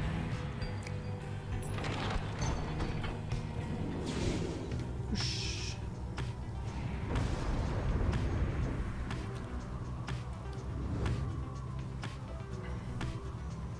We're doing a heckin' zoom. Volfred joins you as you soar high above the storm-ravaged waters on approach to the Infinite's Isle of Khaylmer. Among its cursed qualities, it seems this wretched storm means I cannot rightly smoke. One of the downside's small misfortunes, I suppose. The wagon's drive imps seem not to mind, at least. In fact, they seem more animated now even than usual, sir. Perhaps they feel some sort of connection to this place. Tariq, do you suppose the Pyrehearts were able to make it here intact? They ought to have seen it in the stars, though we soon shall know for certain. That we shall. Take us in, please, reader. The Barb Reef. An old exposed reef off the coast of the Isle of Khaylmer may suggest this route looks clear, so you should have time to pursue your vocations. Or, the Sharp Shoal, an icy floe near the Isle of Khaylmer, sturdy enough for landing.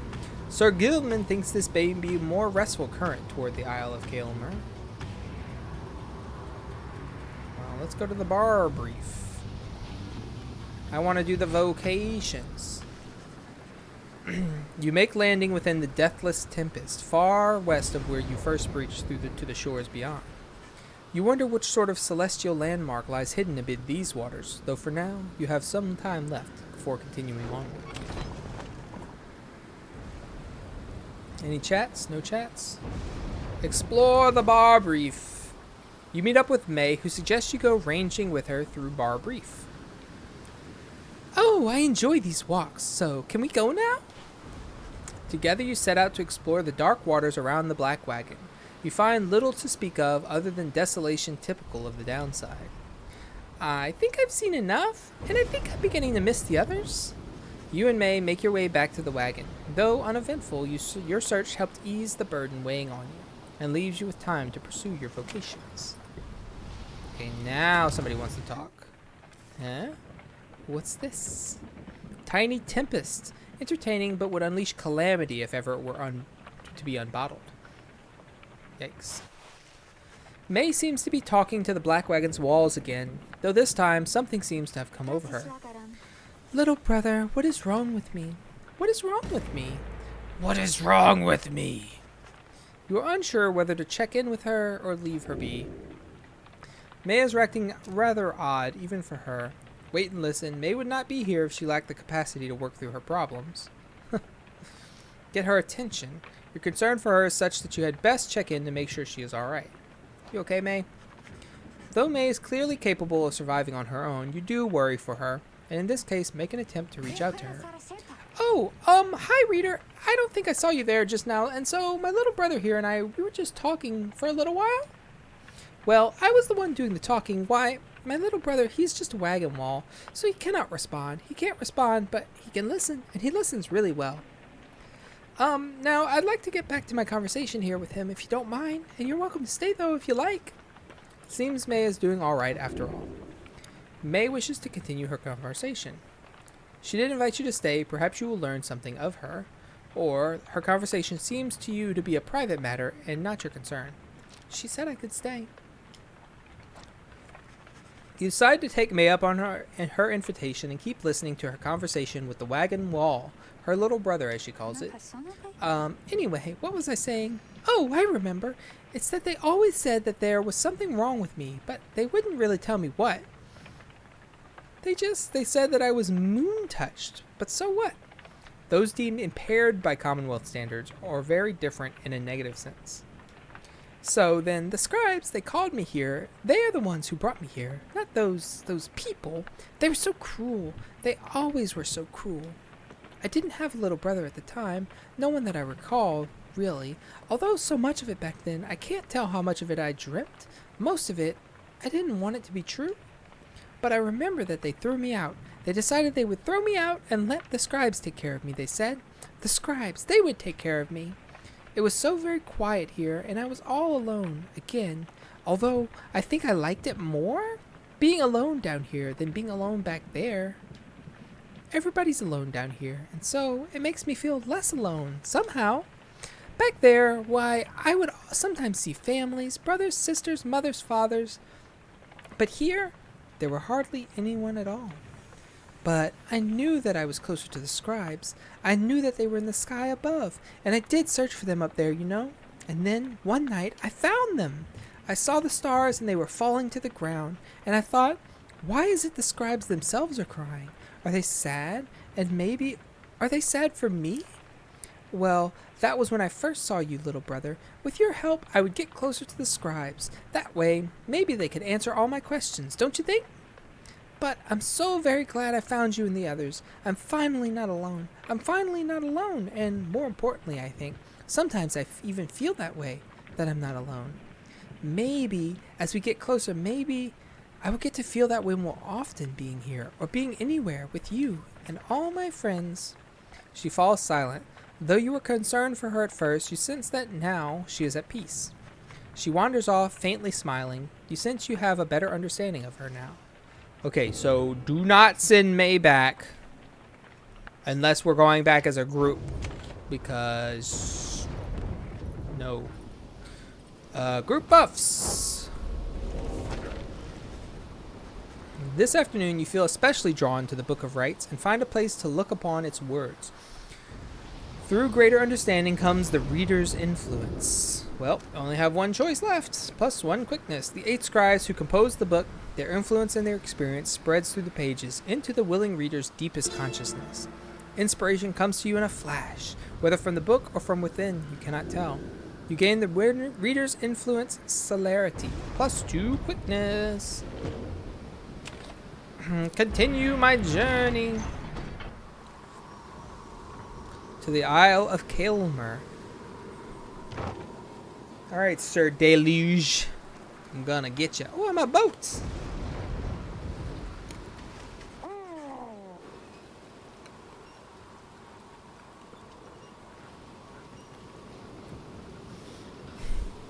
A messenger imp with news and rumors from the other side comes huffing towards your wagon, here in the steady current of deathless tempest.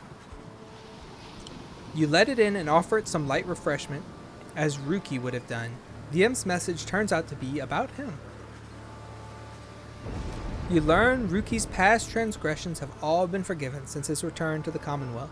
He was even offered a well-appointed home and place of business. It must have represented just the kind of lavish lifestyle that Rukey always claimed to have had for himself and his extended family.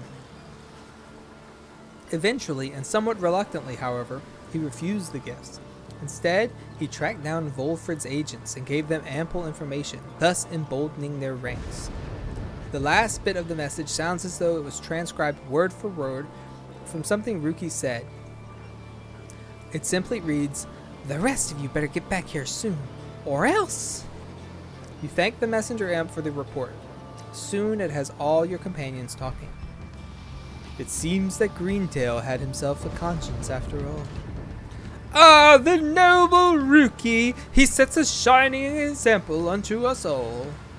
The days aren't quite so bright without him, though sounds like he's doing well out there. Don't you think he must be sad to have turned down a house? I hope he isn't sad. We understand this Rukey holds no small degree of influence, at least among his kind. Hard to believe he would have turned down living in that kind of luxury, though maybe he got used to it out here. The news of Rukey's liberation fills you with determination and your fellow exiles with newfound resolve. The messenger imp accepts some scraps to eat from you and rushes off. Bye-bye. Your companions gain +1 hope for the next rite. Wish Rukey luck. Good luck, doggo. I'm a wagon again.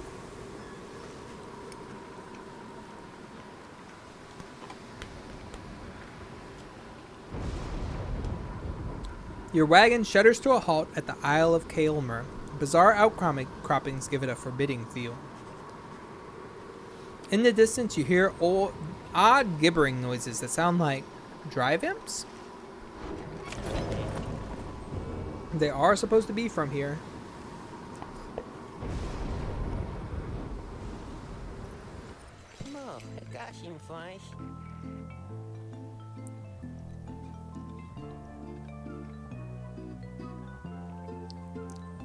Whoa, guys! How'd you find me all the way out here?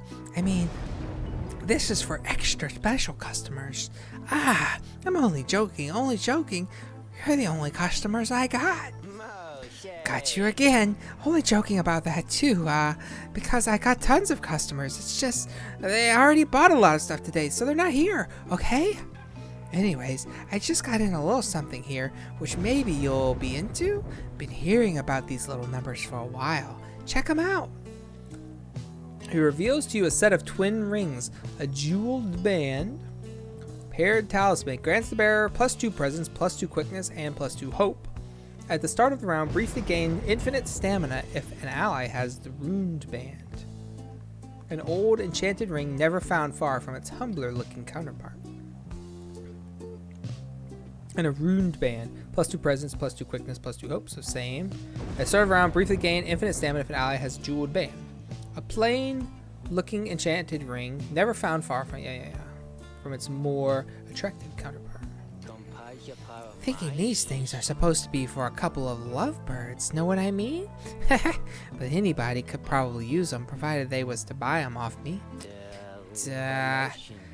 I was gonna get them for myself, but anyways, let me know if you want them. How much?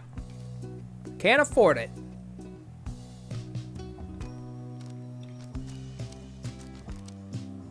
+4 Stardust. I will buy that. Proceed.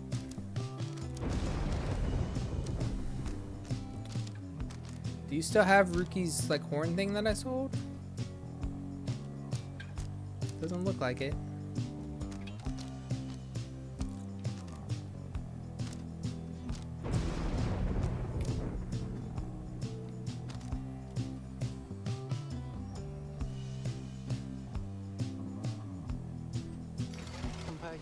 Come see us again, guys. Commence the rite! Everything is set for the rite to commence, and all is quiet amid the eerie stillness at the Isle of Khaylmer. All there is left to do is wait for nightfall to set in. You observe Sir Gilman sliding back and forth, back and forth. You sense something is weighing on his mind. This night is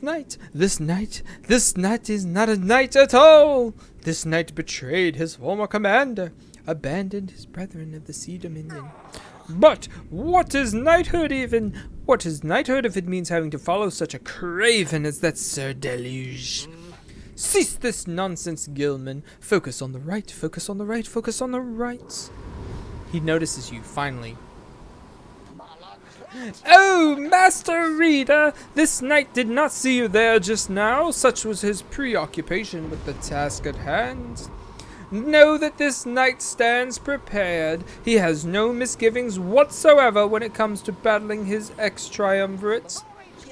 Please consider letting this knight participate, for he has honor to restore. Then a glimmering within the sky draws your and his attention.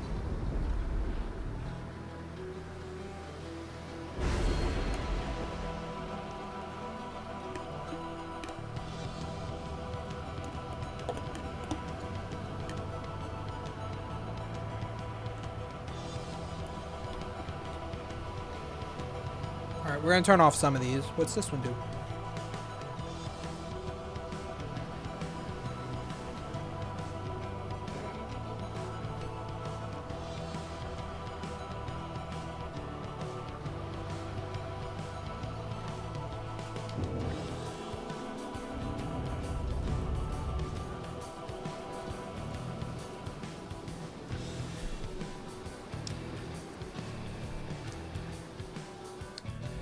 Combat music is top tier. As ever, O you exiles of the Nightwings.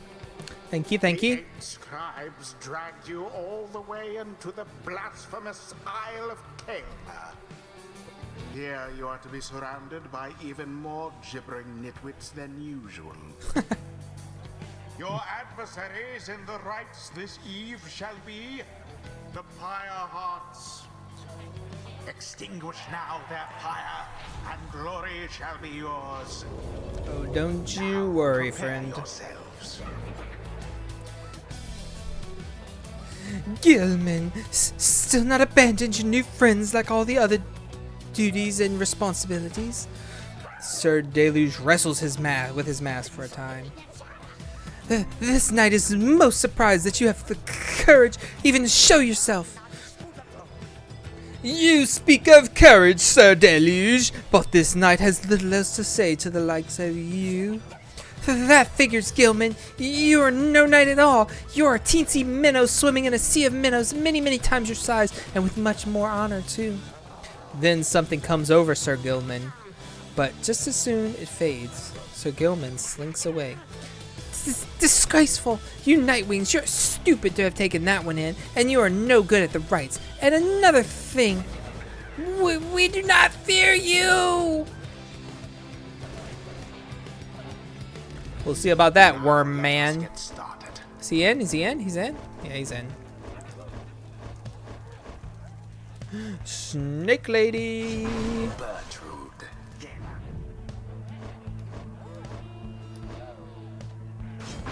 May.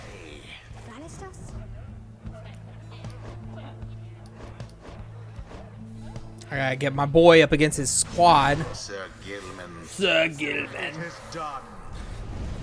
This night shall not bend to you again, Sir Deluge. Ever. Come then, Nightwings. Show this knight how you defend the honor of that miserable minnow whom you harbor. On guard! Does Cloister look like a vagina? No, it's not just you. That's a long-standing thing about Cloister. As the rite commences, the imps throughout the cavernous area roar with excitement. Our struggles and our plan, mere entertainment to these lonesome creatures. Begging your pardon, sir, the imps of the Isle are quite passionate about the rites. Just now they offered a bounty in Sol if our triumvirate proves worthy. Old coins you can trade at the slug market. They would pay us in exchange for what exactly? And where did they get the soul, for that matter? My understanding is that they wish to see us perform various feats of glory. Flashy displays of mastery in the rites, which certain types of imps are willing to pay to see. As for the sources of their wealth, who can say how much soul lies within the sea? True. You just noticed? Yeah. Reader, it may seem beneath you, but the opportunity is real if the soul could be of benefit. I'm in! Indeed, then, reader, my kin, it is yours to decide if entertaining these sad creatures is a justifiable distraction during these affairs. They need to get out of my face, is what they need to do. We trust your judgment. Now, let us not distract you further here. Henceforth, you shall be tasked with feats of glory in the rites. Ah, salute the imps! Ah! Begin.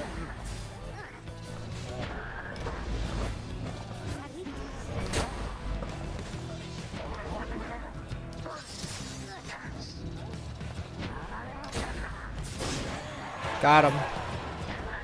Give me the gold! Simply Oh my. Why does it have the damn controls on the screen though? I don't like that. Ha! The Nightwings assert themselves thusly. Gotta go fast. Jump! Sir Gilman plunges into the fire. Bam. Can't stop Sir Gilman. He's too fast. The Nightwing shall prevail at this rate. Shit. There it is.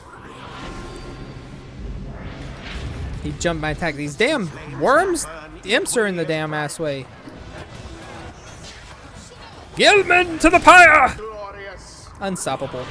He's too fast. He jumps too far. It seems the Nightwings are a bit ahead. What? Shame. Couldn't even get to him. That was a damn shame. Both pyres now burn with the same strength.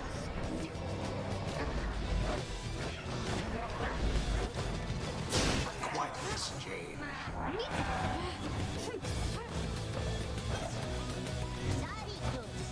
Ah! Ah.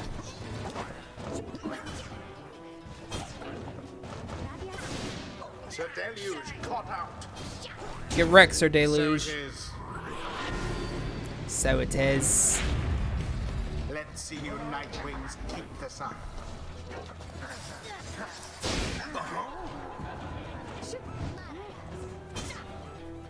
Hey! Big jump. The imps grow more and more agitated with each passing moment. Some start spilling into the sacred grounds. Ah, the imps! They come for us! What do we do? What do we do? You die. What are those blasted creatures doing? This is a sacred tradition, not some boorish spectacle. Bye. Oh. Oh, no, you don't.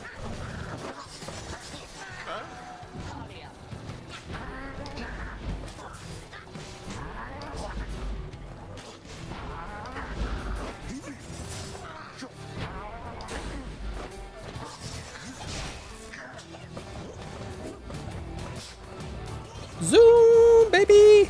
Oh, no. Sir Gilman plunges into the fire. Okay, okay. Anybody can score this last one. Now go on, just once more. Good.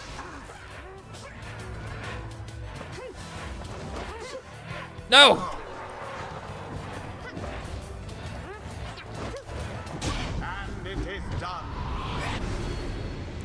The Nightwings prevail. And what a crushing victory it was. Indeed. Got the downside It's ended. pilgrim achievement. Curse you! Gilman, you were a fool to abandon us, and now you only twist the dagger in our backs.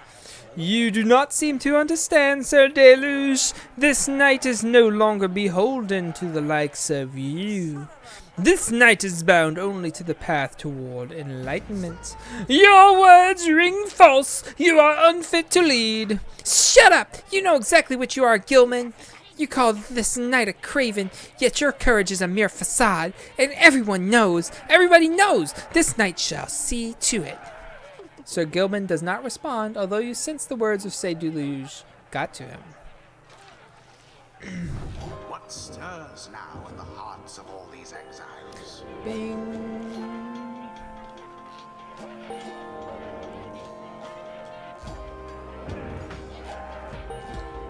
Big experience. Bertrude's lust for knowledge becomes manifest. The strange designs of the 8 scribes, their everlasting sorceries are strong within this land, and we shall yet make further use of them, we think. Aura Blast at a wide angle, banishing adversaries at a large area, or the charge up time before Bertrude can use her Aura Blast is greatly reduced.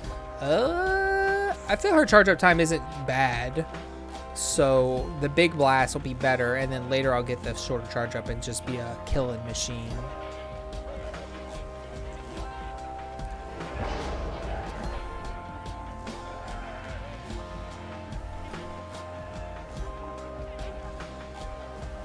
Until the next Rite.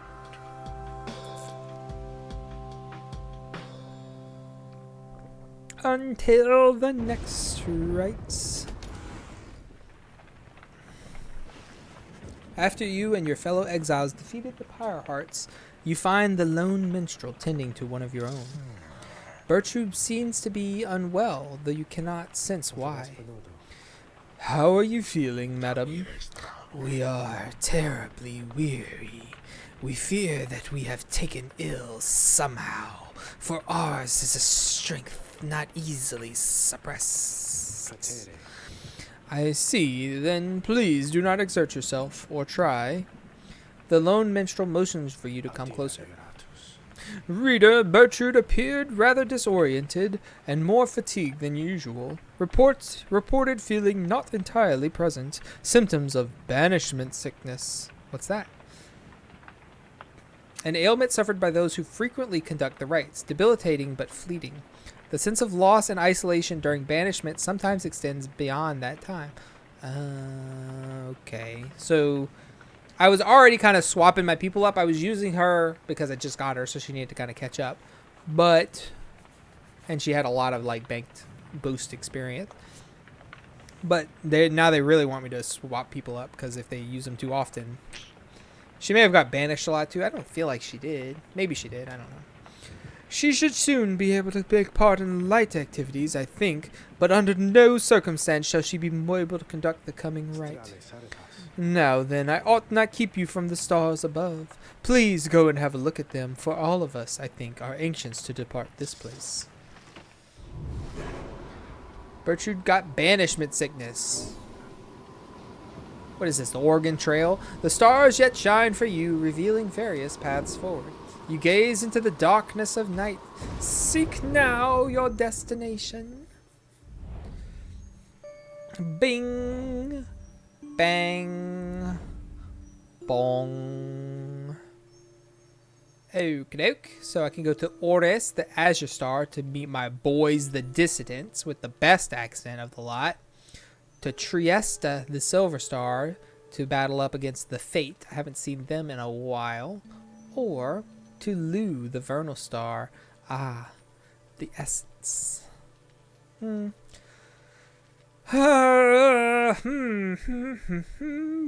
will we go? Where will we go? Do we want to fight the Dissidents? Or the Fate?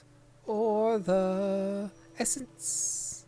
I feel like the Fate will be easiest of the bunch. And these are Trixie. Trixie. Well, this is the most story available to me, I believe. I don't know that these have any interaction with anybody. Maybe with May? I don't know.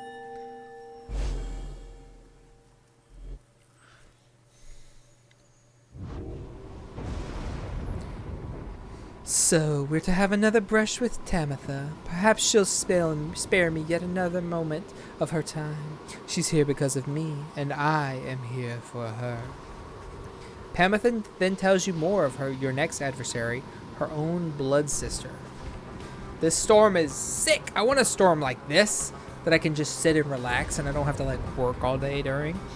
Tamitha Thane, a harp of the High Wing remnants, raised from birth to excel in outwitting and outmaneuvering her enemies. She seems driven by her hatred for the Commonwealth. After retreating to the mountains centuries ago, the harps refused to join the Commonwealth, and those old tensions boiled over into raids or skirmishes or all-out war. Flight tacticians such as Tamitha gave the High Wing remnants a swift and powerful military presence to this day, despite the harp's small numbers. She once hatched ambitious plans to overthrow the Commonwealth, breaching its defenses so her sisters could rain down untold destruction. On the darkest night of the year, she led a daring infiltration mission deep into her enemy's lands. It almost worked.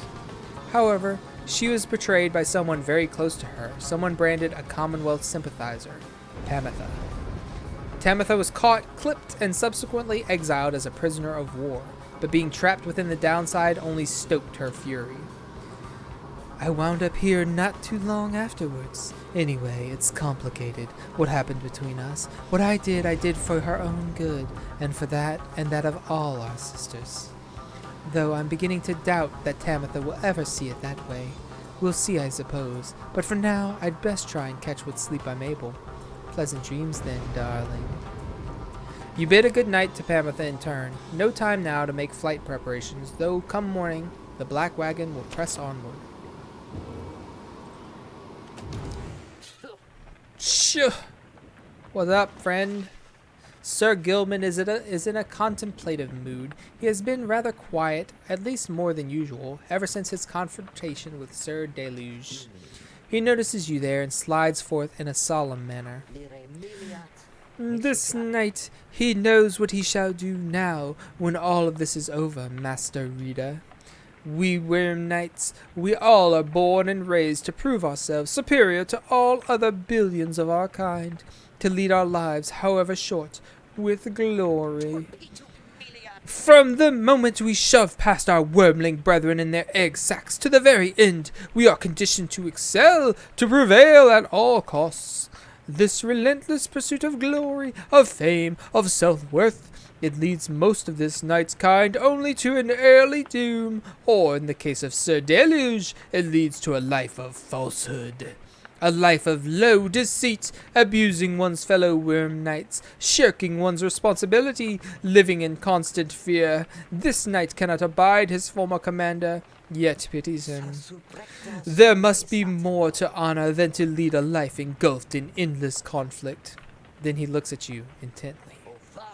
This knight shall ever seek that honor out when all of this is ended, Master Reader. Thus he vows to you, and he is ever grateful that your guidance led him to this new awakening. But until such time, this knight is duty-bound unto the Nightwings. This, the fulfillment of our plan and our pursuit of freedom, is to be his final quest.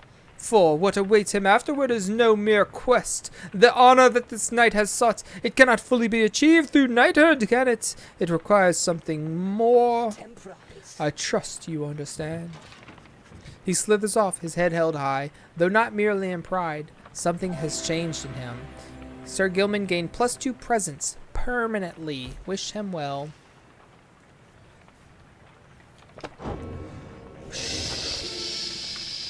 Bling. Chapter 3, Forsaken Lands, in the words of molten Milithe, the Wild Witch. Years upon long years we spent distilling life essence from many things, which all once writhed under the auspices of their mortality, which we ourselves cut short. In this we have no regrets, for we learned much, and so we think did they. We earned the title Witch, and were forced to flee into the downside. Here we encountered Soliam, and soon we gained an understanding of each other. He bade us circumnavigate these lands and catalog our findings. We felt a strong desire to expose the secrets of this land. He wished to yield benefit to those who followed in our wake. Indulge us both then. Flagging Hands. Beyond the valley lies the Flagging Hands, which could be called a swamp, if an entire sea could merely be a lake. Soon after our arrival, several of us fell into a dark despair. Such were the environs. I found it rather fascinating, though. It held aspects reminiscent of the southern bogs we dwelt in as a tad. We grew accustomed to the dampness of the air, and grew to savor certain twigs and beetles. It can be said the Flagging Hands are an acquired taste, recommendable only for those of our same bent, or perhaps the downside's native imps. The sea surrounded the environs on 3 sides, appearing insurmountable at first. The Sea of Solace. Beyond a shallow, sickly gulf, our voyage grew increasingly forbidding and much harder to explain. How could a sea exist here at the bottom of the world? We could not deduce whence sprang the carcasses of ancient sailing ships we found throughout the Sea of Solace, though the warnings that they signified we duly noted.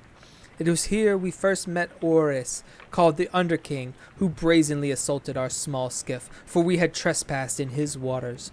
But then the Underking relented, for he witnessed Soliam and all his doom and glory. Soon he would side with us.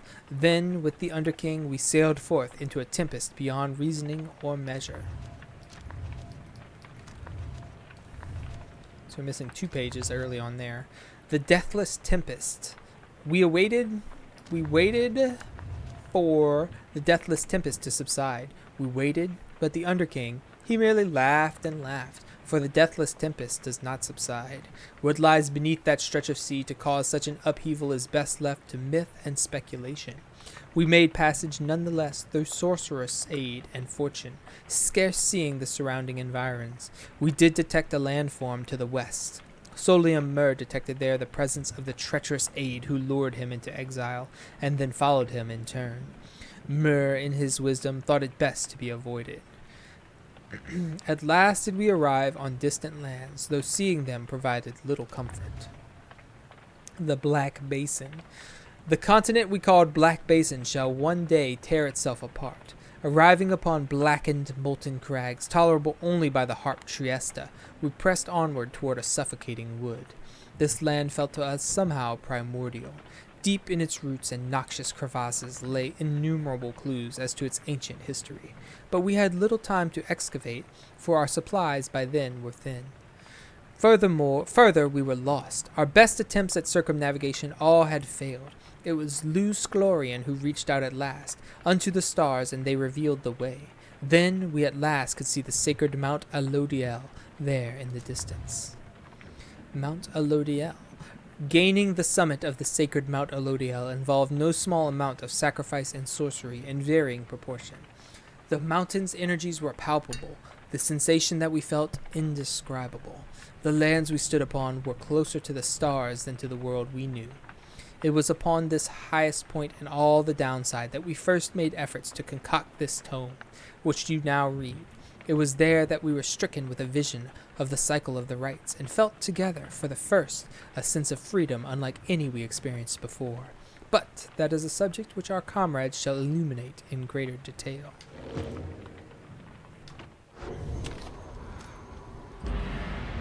And we press on. Whoosh!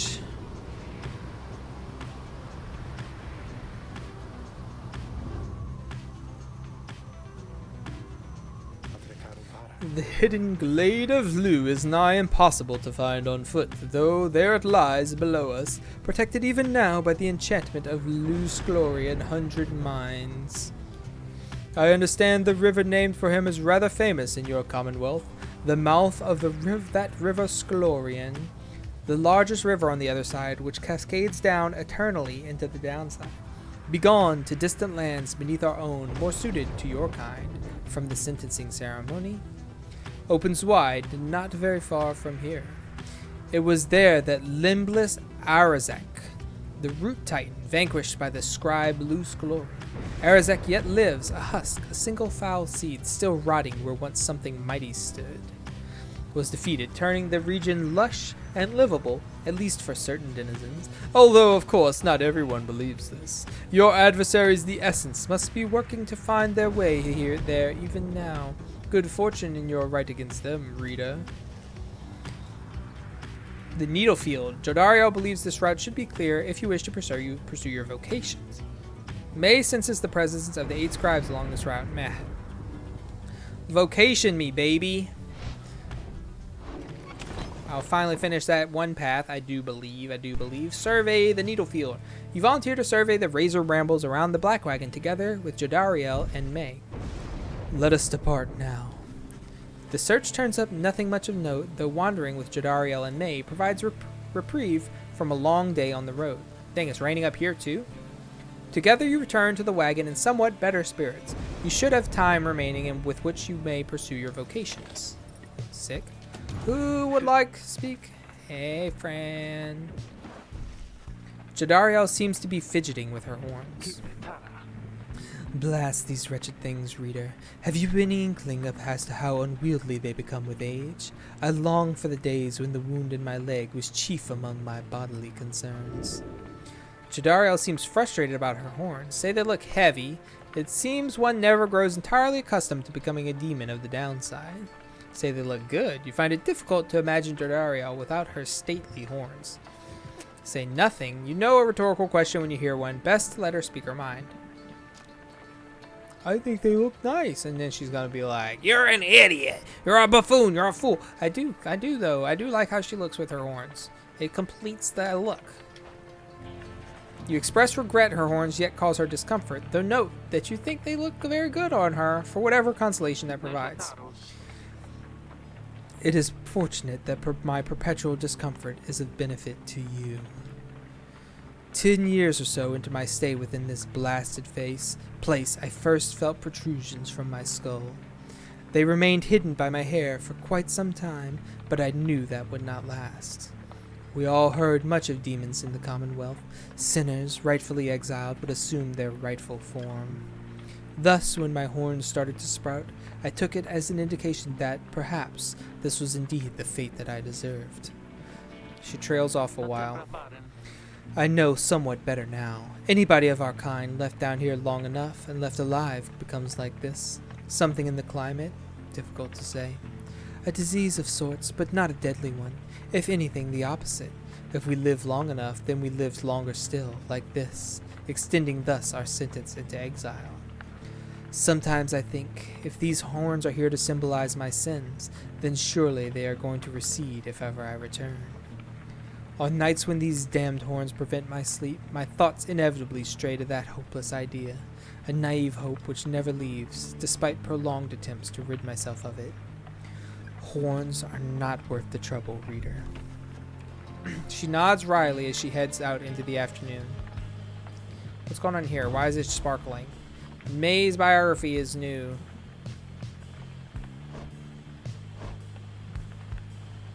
"2 years exiled. Crime was vagrancy. She failed to meet basic cognitive standards and had no place or family in the Commonwealth. As mercy guides our hand, we spare your lives, but rid ourselves of you." Wow.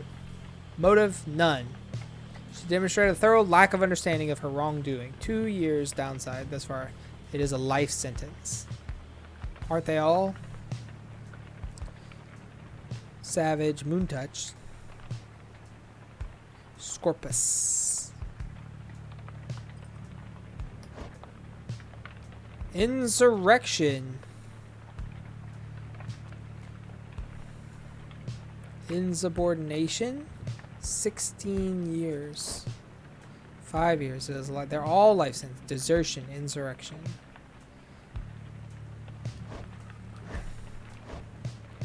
Crime? None. He survived the siege of the Spiral Sanctum, though technically did no wrong. Motive? Not applicable. He volunteered for exile after the shameful outcome of the battle. That's right. It is a life sentence. Conspiracy. Insurrection. 4 years life sentence. Unknown, unknown, unknown.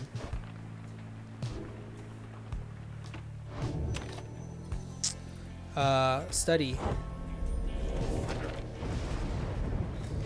Your deepening knowledge of the Book of Rites is not nearly enough. Aspects of it still elude you, though greater understanding comes through the reader's influence. Its fundamental purpose.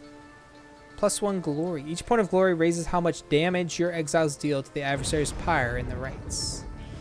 What have you come to understand of the book? Can you recite its pages yet by heart? Have you internalized its teachings? In its lack of limits, you experience yours. Inspiration comes to you in a flash, whether from the book or from within, you cannot tell. You gain the reader's influence or righteousness, +1 glory. Continue my journey. I found my calling.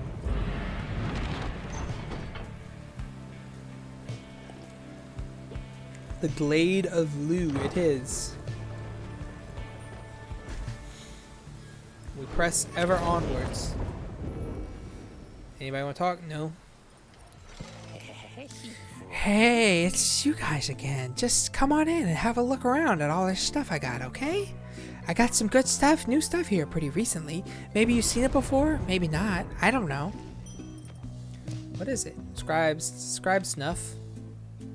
And some stardust. Take that, thanks.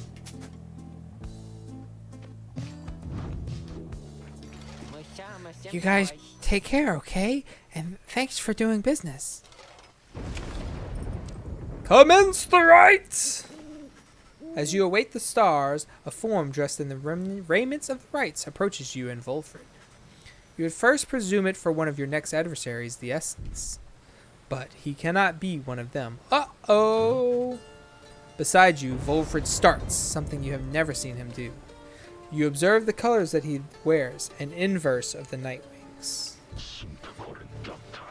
Volfred Sandalwood, it has been a while. No, this cannot be. The demon unfastens his mask. Hot boy alert. It can. Damn, his horns look sick. I like his little horn adornments. You perished. I watched you fall. You did. I grieved for years, yet now you live. I do, although these horns, they grew long ere I could walk again. Unbelievable. Then, why are you here now, Orlech? He's a former exile of the Nightwings, betrayed and abandoned in his moment of glory. Oh, shit! You know full well, Volfred, to reclaim what is mine by right. The demon Oralek leaves without another word, just as the stars above burst to life and seem to set the sky aflame. Ooh. Unexpected. Your adversaries each shall have plus 50% stamina for use with their abilities. I'm gonna stick to 2 for now.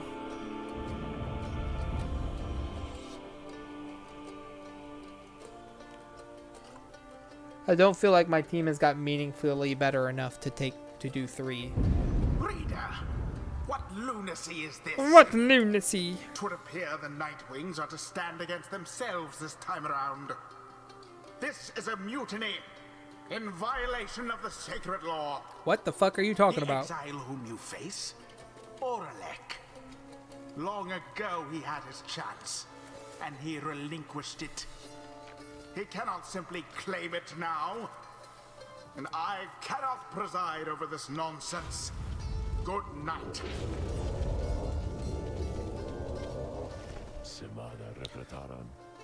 What happened to the essence? The stars showed we were to face them. They must have suffered a misfortune of some sort. Oh no! Tampering with the stars' designs is not permitted, Oralek. Cheating the worthy of their rightful liberty is not permitted either, Volfred. You must know I took no part in that betrayal. Search your heart. Oralek says nothing for a time. Then, where are your raiments, Volfred? I have refused to wear them since, in show of solidarity to you. And to elude the voice, I would suppose. Described within the book, it calls to you during the rites and reminds you of your exile. Yes, that too. I see. You were never very good at this anyway. We shall see if that new lot of yours is any better. You cannot be serious. What sense is there in us standing against each other? But Oralek puts on his mask and stands ready.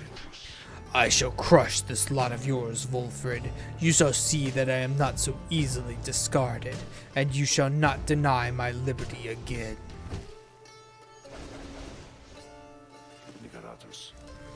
Reader, the adversary whom we face, Oralek, he is not one to back down. He was very experienced in the rites, even at the time, and so beware. There is no one in his day who could prevail against him, and he appears even stronger now. I wish I had more valuable advice to give in this. I wish I had foreseen this.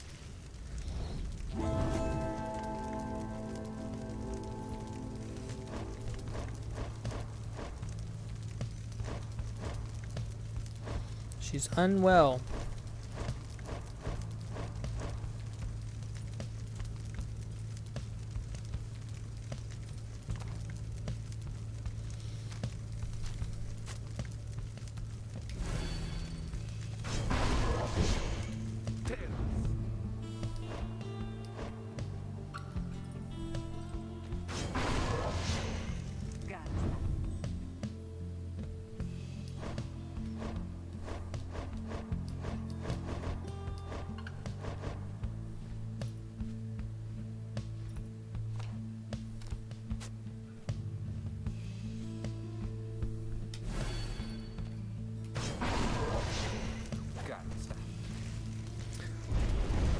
That Oralek, whoever he is, he's still our adversary here.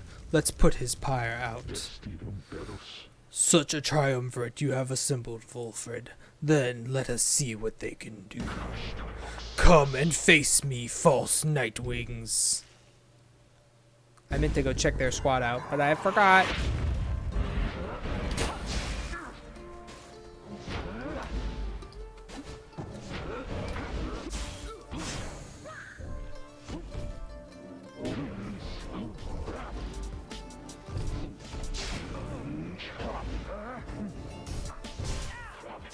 Oh no!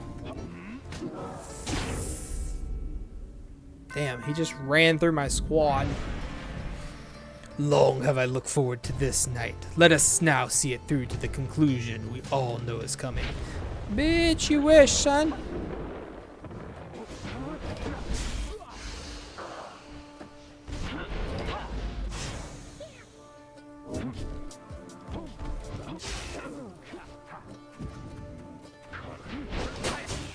Ah.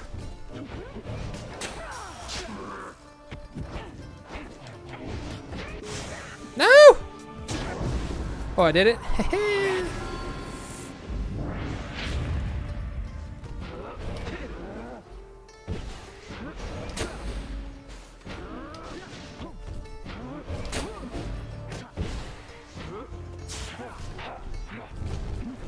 Wah! Damn it. I hate it when they just jump over me sometimes.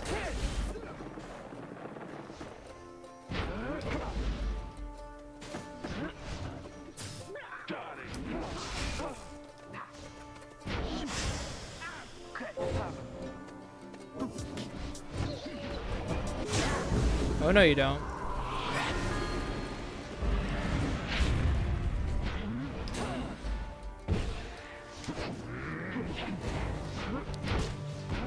Why? Why did it not attack?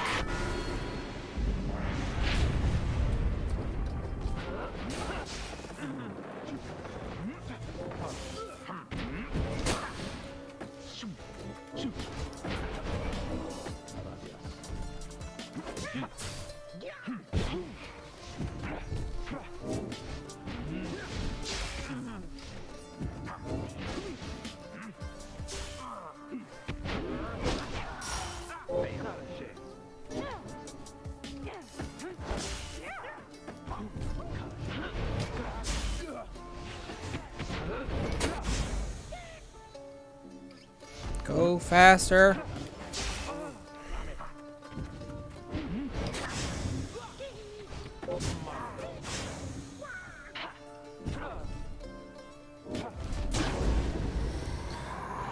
Dunk it.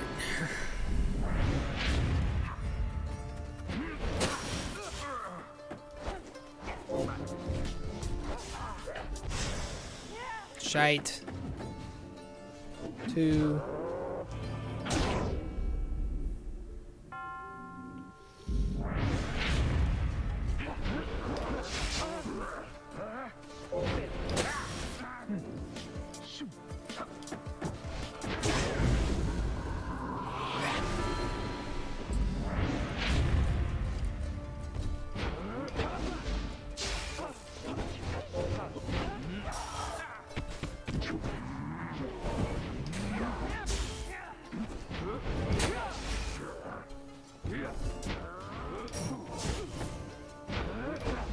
Oh yeah, I forgot that throws the ball.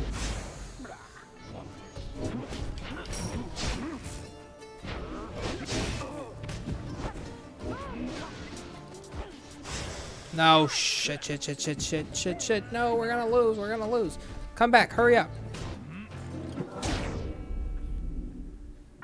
Ah.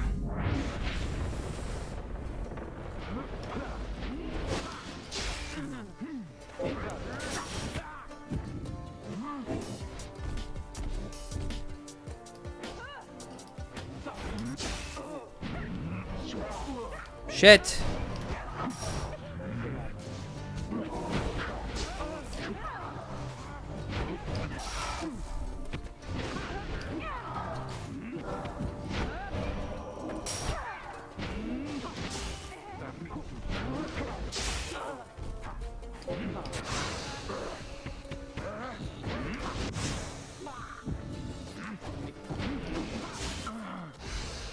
Fuck.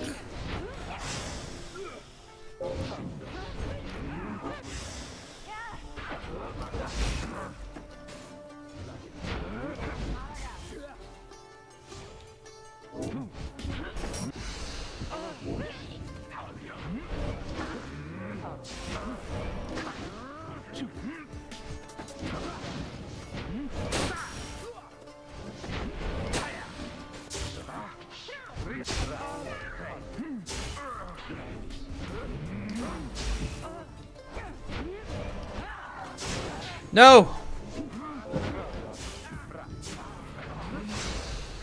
Shit.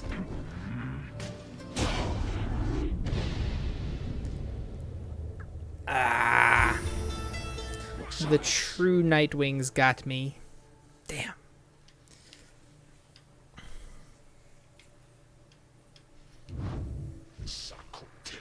As expected, you call yourselves the Nightwings, but you are they only in name. And as for the Rites, it is a mockery of what it once stood for. All of this a stain upon the legacy of the Scribes. Volfred looks on as Oralek departs without another word. Oralek, forgive me. Dang.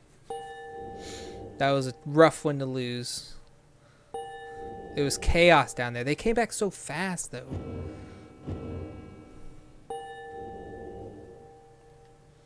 Like, as soon as I vanquished them, they were back.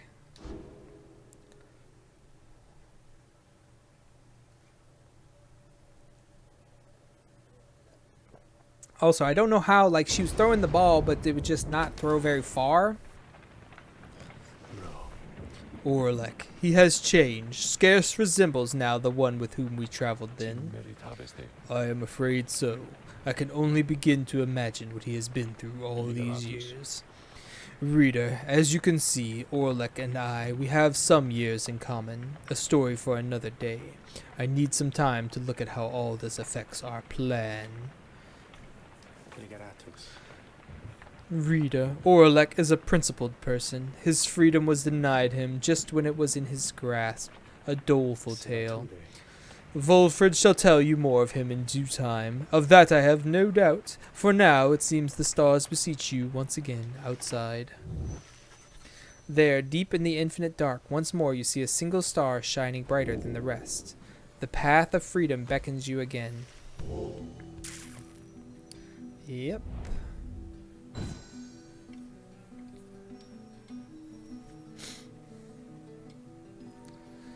The golden star burns bright over the fall of Soliam. Tamitha is already on her way. Ah. So this time we're really going to fight the Essence, perhaps?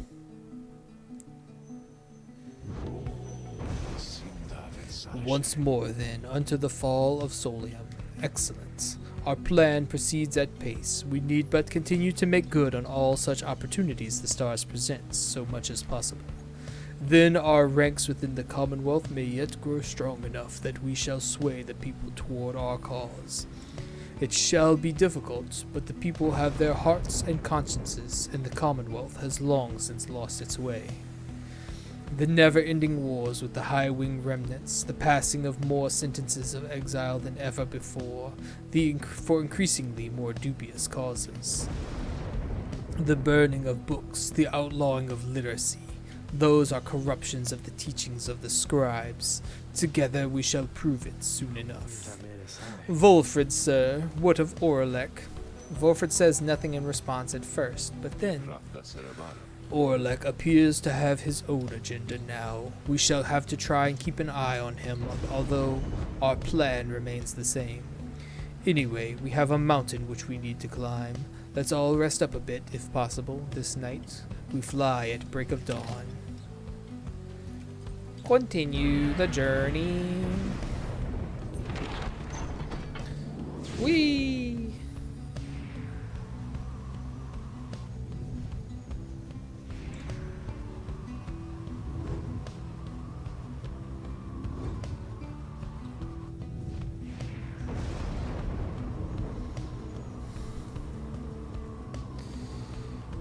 So the Emperor's Fall, which is... Censor Gilman shall gain favor.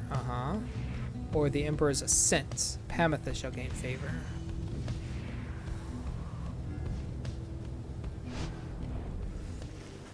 You land amid the fading glory of Mount Alodiel, at whose summit awaits the Liberation Rite. Thus begins our third ascent to the fall of Soliam. My agents in the Commonwealth report our plan is proceeding. Let us strive again to liberate one of our own and raise its chances. The Beyonder Crystal calls Bertrude. Oh, really? Why, hello, my lovely reader. What might I do for you? You have invoked Sandra from the Yonder Crystal. Scribe trial me, please. I am always prepared to cut your idiots and their egos down to size. Who shall it be? Why, Bertrude, of course. You ask Sandra to administer one of her special trials for Bertrude. The old bog crone, then. She does have some potential, I should think, more so than most of those with whom you share that little residence. Then let us bring her forth. Soon Bertrude appears in heed of the summons. We sense that thou hast need of us.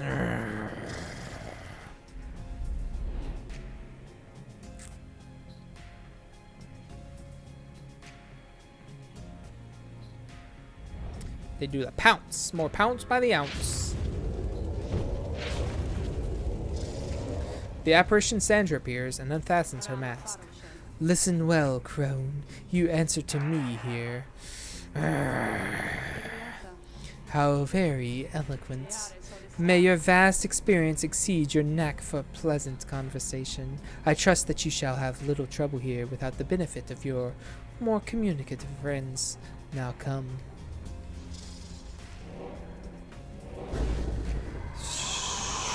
They're a bunch of fasties.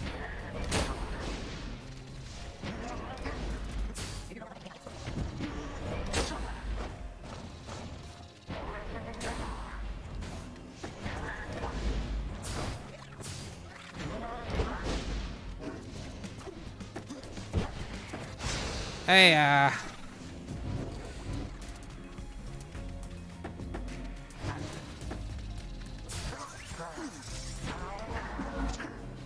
oh, thanks.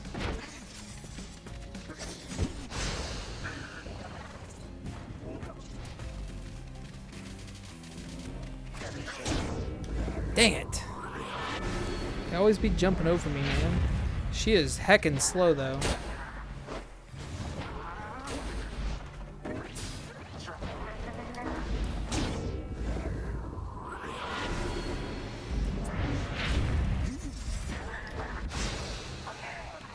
What? What hit me?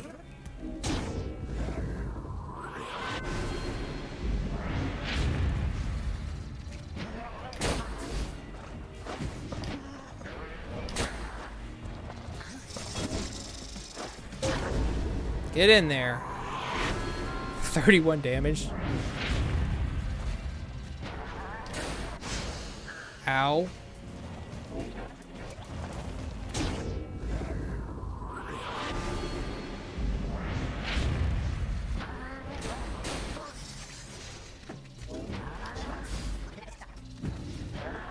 These dudes have some gigantic auras. Nope. Taking it in as quickly as possible.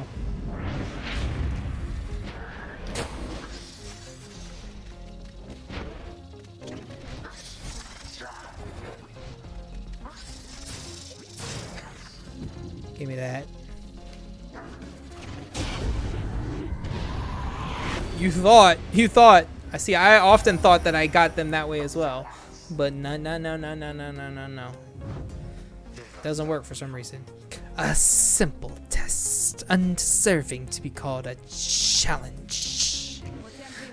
I ought to fail you just for gloating, crone, but these are not my rules, and your performance was sufficient. Thus you have passed my test.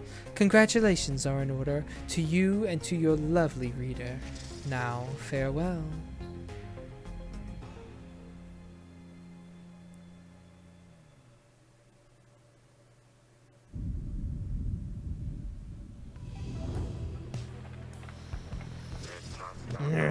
Good riddance to that mouthy wraith. Show us, then, what trinket she bestoweth upon us. I got Milithe's tail. Rank 20 legendary talent. Bertrude's blast pierces through solid objects. The Sisters of the Arch cut into her skin. Once she was through with them, she shed the rest. Woof. That's a good one.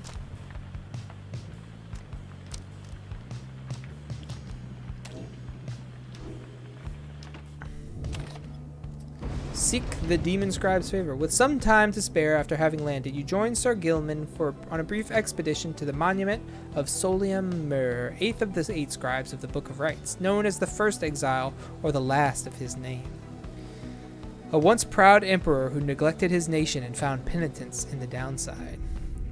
Is an exile self-imposed still worthy of your blessings, O good scribes? This knight most certainly hopes so. His compatriots too so yearn to once again be free that this knight's heart goes out to each of them. Please help him to help them. Soon you and he are finished paying your respects. You return to the wagon in silence, feeling as though Soliam has shown you favor. You shall soon begin your ascent, though there is time as yet to pursue your vocations. +2 hope for the next rite. I would like to wait a second. Ha! Sir Gilman is training intently when you approach. Master Reader, this knight is so engulfed in memories of the Sea Dominion that he failed to detect your stealthy advance on his position. Splendidly done! This knight would have been vanquished by you easily. This knight is fortunate to have you as an ally rather than a mortal foe. His kind routinely clamors from the depths of the Sea Dominion to seek greater glory and perhaps a slightly longer life expectancy within your commonwealth. Such an honor it would be to be assigned the rank of knight and be conscripted onto the front lines of the Commonwealth against their vicious winged enemies. In the Sea Dominion, it was our ultimate goal to fight our way to the surface, past our brethren, past the razor reefs, the strangled kelp, the snagglefins that prey upon our kind. Sir Gilman continues listing undersea dangers and terrors for some time. Past the blood sniffers, the electric scallops, the rogue worms of the frigid current, the paralyzing nets of the far fishes, and even past the scalding waters of the glowing trench. Finally, he trails off. Yet, even despite the myriad challenges of living in the Sea Dominion, it is each would-be Worm Knight's duty to abandon that place at his or her soonest convenience. How humorous it was to learn that life within your commonwealth had quite a bit in common with our existence under sea. 'Twas not all pomp and glory as the stories told. Perhaps it is our lot as Worm Knights to bring strife with us wherever we should go. For even here, it seems, is our kind pitted both against our brethren and all others. He remained silent for a while, but then, Ah well, it is fortunate that this knight found within this place so fine a company as yours. It is a far most different change of pace to strive toward a common purpose, rather than strive constantly to outperform each other toward one's own self-gain.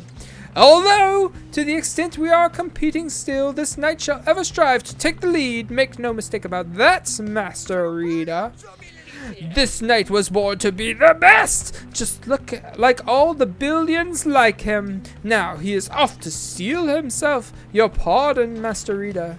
He scoots off somewhere to continue with his self-made training regimen. Sir Gilman gained +1 quickness for the next rite.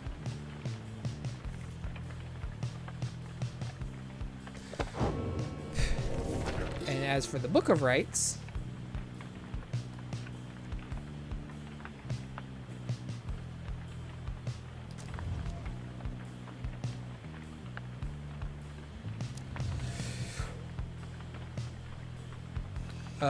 downside climate, in the words of Jomwer Manymane, the Alpha Chief. No, I know of no polite way to describe the climate here. It oppresses every living thing except perhaps the native flora in a few specific areas. Once more, the recommended course is to keep moving. Moving keeps you warm when it is cold, or when it is very hot, use what strength you can to move to somewhere you can think and breathe. The weather in the downside seems intrinsic to the different regions, which my good friend Molten Milithe shall describe. Shelter can be difficult to find, and you cannot stay in it for very long. Perhaps, however, shelter can accompany you rather than constrain you. As for Chapter 4, this is Celestial Landmarks, in the words of Luce Glorian Hundred Minds, the scholar. Do you feel a kinship with the stars? You owe your everything to them, perhaps one day even your freedom. I chased the stars across the river of my genealogy until they led me here. I demanded they explain to me the paradox of knowledge, for how is it that something can be shared but still contained within ourselves in its entirety? The stars did not respond, but set me on a quest. I sought the 9 landmarks which they revealed to me, so that someday I would reveal their mysteries to you. These landmarks, emissaries of the stars, are 9 lenses through which we see the land and see ourselves in a new light. The Pit of Milithe. In the words of Luce Glory and Hundred Minds, the scholar, if there was one celestial landmark in which I would never again wish to tread, unless, of course, the stars beseech me to, it has to be the pit. 'Twas dark in there beyond all reckoning. If not for Milithe's sorcerous lantern, all of us, we all would have been lost. What lies within the pit is not to be invoked, although I have no doubt our goodly Underking shall be unable to prevent himself from boasting of how Milithe sealed it there for an entire age. The thing yet lies there on the edge of death. Through its connection to the stars, it gives the pit significance. Walk there with courage and a steady mind. The Hulk of Ores. The Dazraban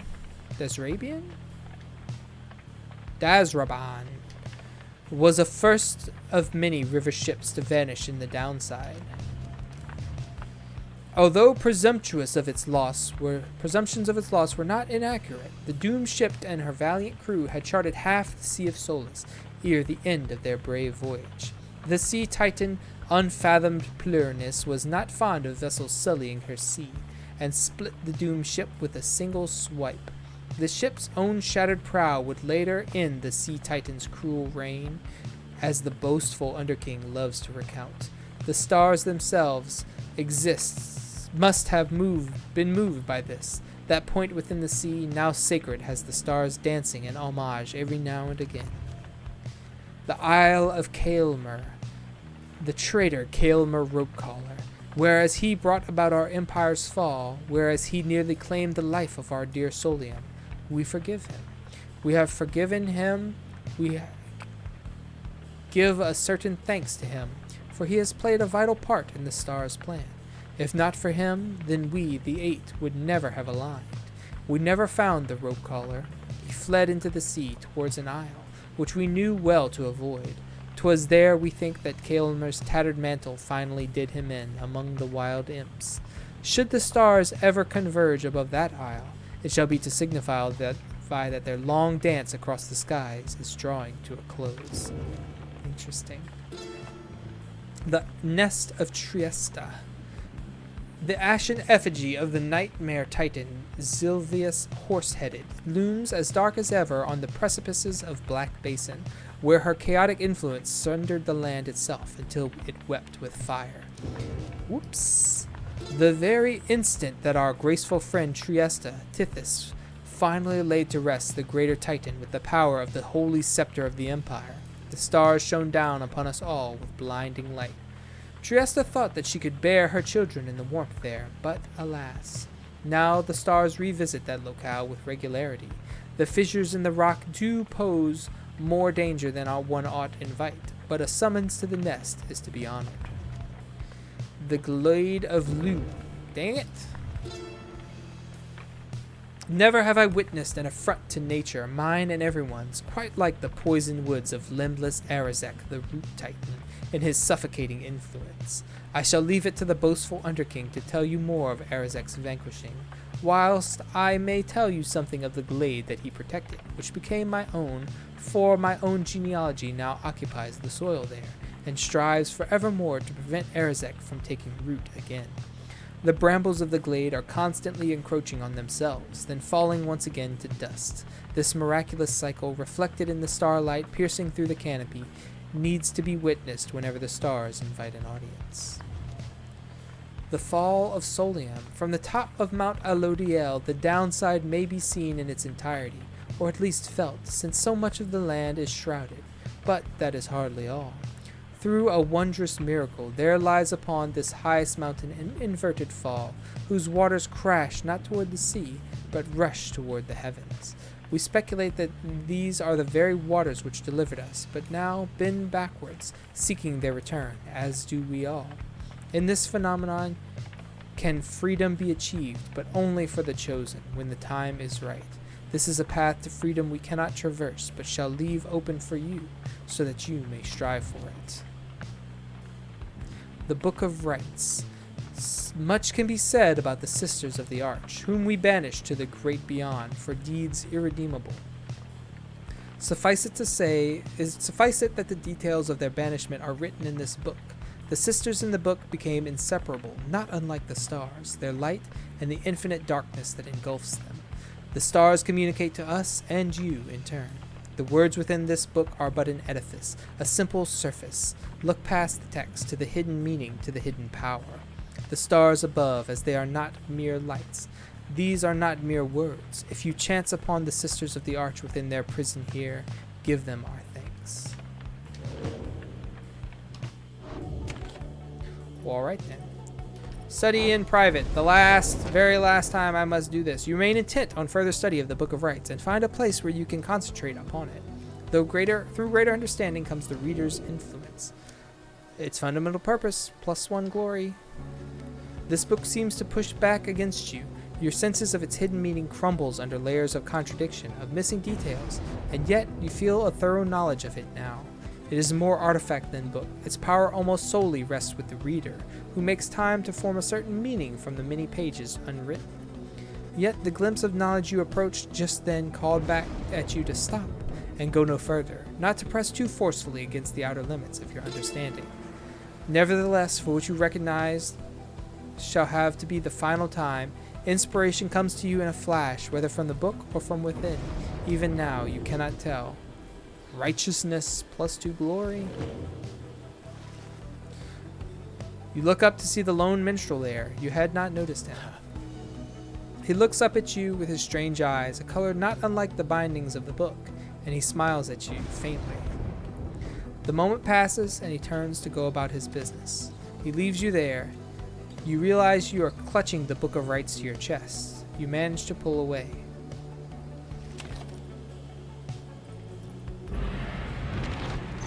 I'm deep in the book. The Temple Cistern, since Hedwyn shall gain favor from the scribes, or the Temple Pyre, Bertrude. It's Hedwyn's time.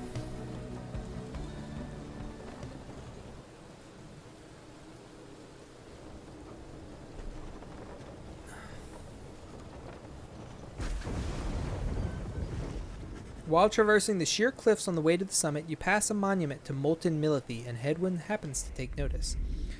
Is this going to be my chance? I can't help but wonder, but I need to clear my mind of this. It's all just a distraction. I want to return so badly, and yet, while my friends remain here, trapped, I want to help them free themselves. Please, help me in this. Soon, you and he are finished paying your respects. As you prepare to continue your ascent, you sense that molten Milithe has shown you favor.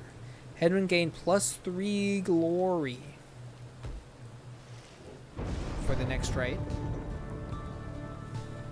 That's big. That's big. You and your companions arrive again at the Scribe's Gate before an archway carved of stone. Shall we, reader?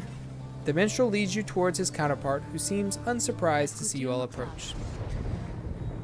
The exiles of the Nightwings, and you again, Tariq. Greetings, Celeste. Aye, we have returned. The stars shine darkly these past nights. Nothing more than a portent of your arrival, is it? Likely nothing more. Now they are ready for you.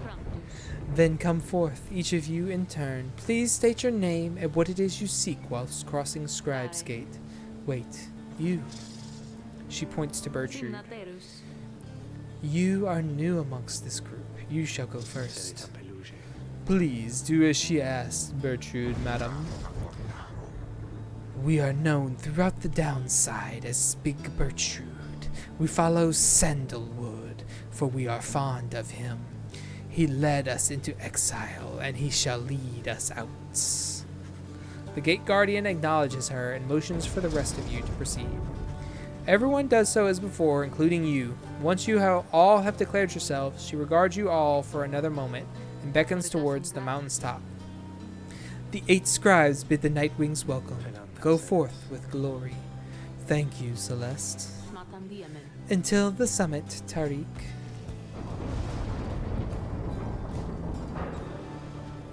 She is real salty at Tariq, and I'm not 100% sure why.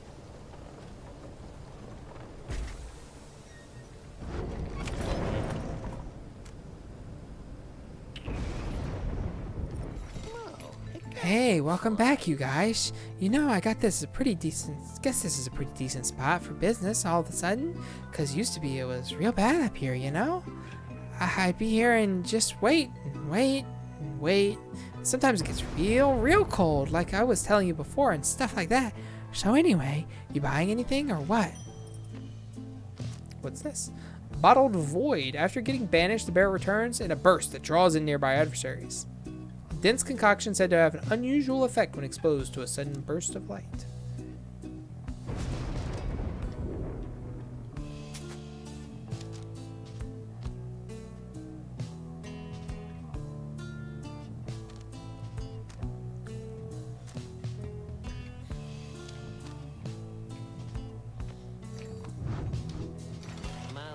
So, be seeing you guys.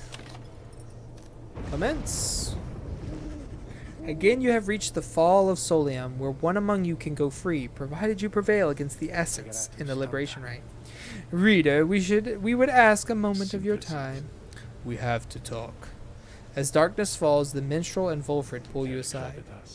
We have some news that is, depending upon how you look at it, potentially unfortunate. The lone minstrel directs your attention towards the dark night sky. The stars are fading, it is true. With the advent of the Titan stars, visibly fewer stars seem to be shining than once you saw in the sky above. Yes, the stars themselves are vanishing. Why, I do not yet understand, but what it indicates is this. The rites are drawing to an inexorable end. The light of the stars. Without it, the rites would be unable to commence. Anyway, this is the bad news. The good news is there are a lot of stars to go. How many liberation rites remain, I do not know as yet. The arithmetic is complicated. An estimation of the number of stars, the rate at which they fade, the accelerating rate at which we're being summoned here. Anyway, I'll work it out as soon as possible. For now, I felt that you should be aware. We can inform the others in due time. At the moment, though, they have the right to think about, and so do you. Look forth. As the stars above begin to shine, Volfred's words begin to sink in. It seems you have a limited number of chances remaining to liberate your companions, including this one, now.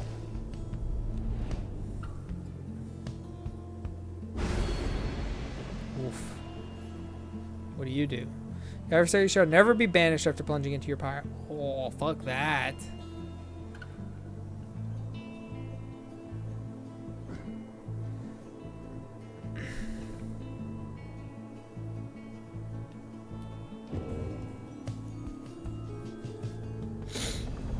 I'm okay with them starting with extra pyre power, but the fast respawns are starting to get to me. Congratulations, reader. It would appear the rites are drawing to a close. Doubtless the doing of that Orlek in all his bitter spite. For now, your exiles have another chance at freedom here upon the fall of Soliam. So too do your adversaries, the Essence. They fought so very bravely for this moment. Whichever side prevails soon shall send one of its own into the warm embrace of civilization. The pyres burn, and each of the triumvirates is present and prepared. I concur. The pyres burn, and each of the triumvirates is present and prepared. Then the anointed one of the essence, come forth now and declare yourself, and pay any respect you have unto your adversaries, the Nightwings. Tamitha swoops down from somewhere and unfastens her mask. I am known as Tamitha Thane. I mean to return to my ancestral home and promptly resume my responsibilities as flight tactician of the High Wing Remnants. Our long stalemate against the Commonwealth shall soon be ended, should I and several of my sisters manage to rejoin our clan.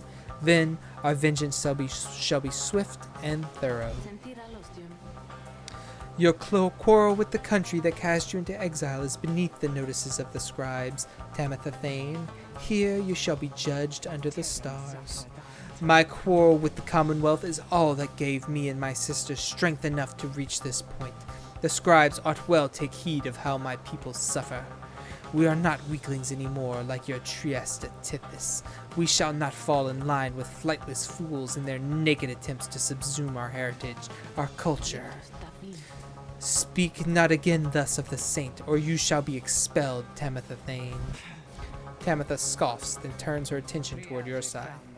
And Nightwings, as for you, the fury we shall imminently show is nothing in comparison to the hatred growing for your commonwealth in the mountains on the other side.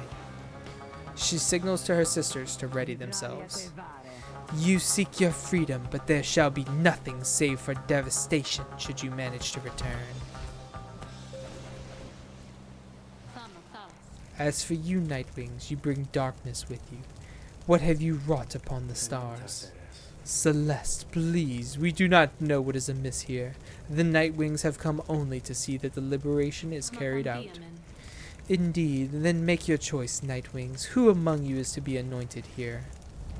Who shall return to glory?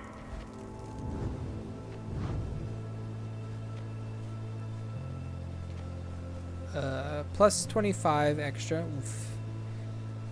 Moves faster when flying. After banishing, gets 30% faster. If she's banished while she's has Wing Fury, she turns twice as fast, and she permanently gains +4 to quickness, presence, and hope, making her better all around. Indeed. While carrying the orb there, moves faster than usual, plus 10%. And same stuff. Same. Alright. Who will go back?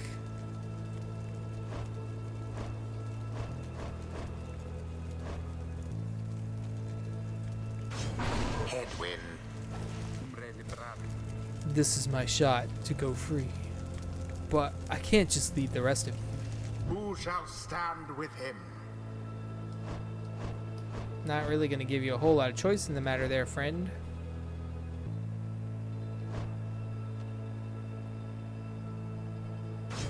Jodariel. As you will, reader.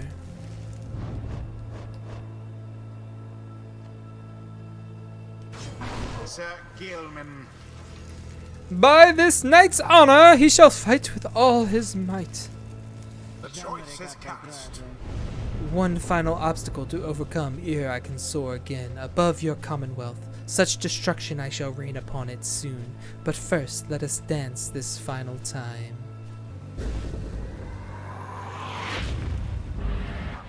Commence.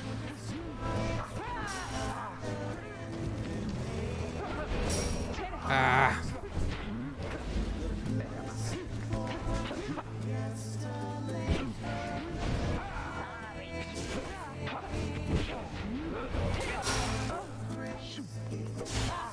Shite. No.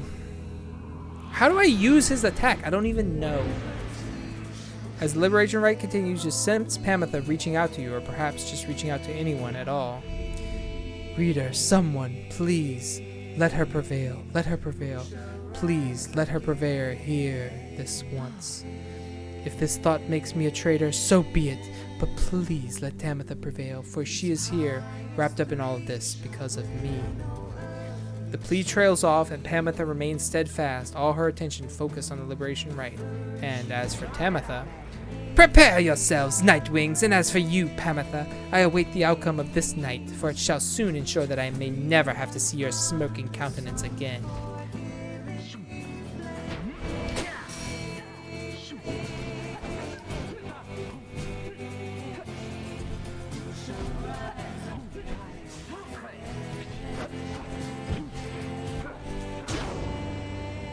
Slam.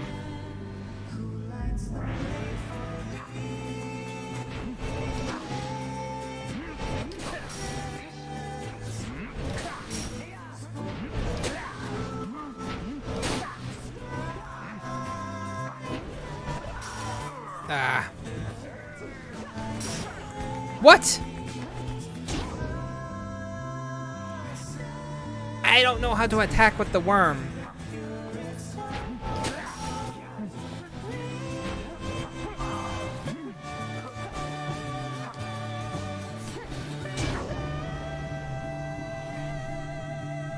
Look, if she wins, she wins. I don't know if I'm gonna let her win, though. Oh, no, you don't. Big jump. Hark now, my sisters! Damn what the book says. Advance to strike formation. Prevail here against these wretches, no matter the cost. In disregard for the ways of the Rites, Tamitha Thane has ordered her triumvirate to push further afield, adopting an even more aggressive stance for the remainder of this rite. Okay. They start up there?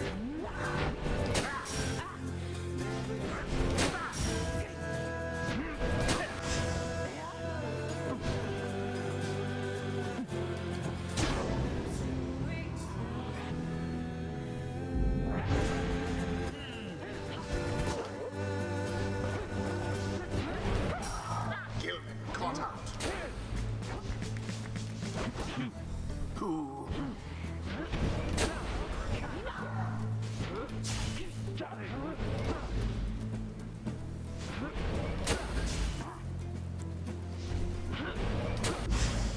Zap.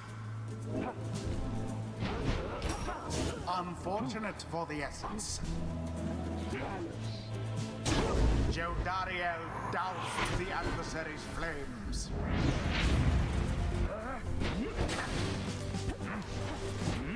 Nope. Ah. Unexpected. Ow! What happened?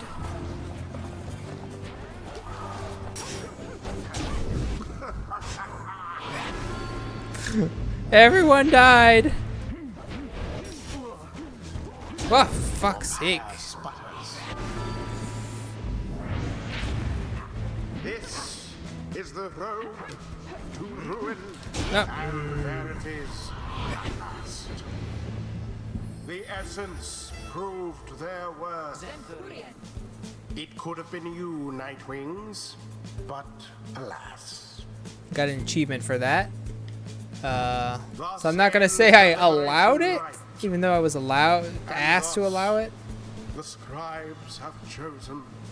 because they were The just exile brutal at the end there. appointed by Goodness the sakes. essence shall be free, They did cheat though. absolved of all misdeeds, return to glory in the Commonwealth. They spawn on the ball, they grab it, they The pass it, adversary they and fly all over. Others shall remain to carry out their rightful sentences. It seems I won't be going free this day, but you know what? I had myself a little taste of it back there, and it's enough to tide me over for a while. Wasn't ready to leave you all anyway.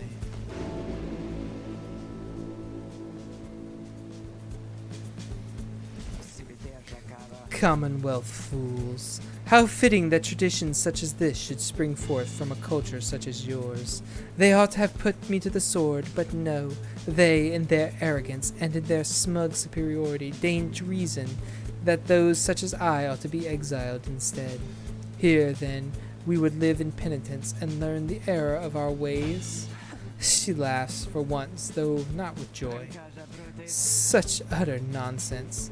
And now they shall receive me open-armed, a champion forged by their precious system, yet I shall use every waking breath to bring them all to ruin. She turns to her fellow sisters of the Essence and regards them with respect.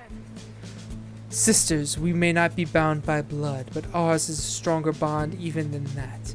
May we soar together in the stars someday, and I swear to you, the high-winged remnants shall survive. Farewell, sisters. A moment later she is gone, engulfed within the waters of the Shimmer Pool. Yet you hear her voice reverberate for one last time.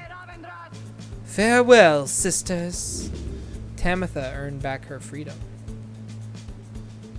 Accept this, for it is done. Godspeed, Tamitha Thane. The 8 Scribes are ever merciful. By their grace, the cycle of the Rites may yet continue for a while. For a while. But we didn't lose him yet.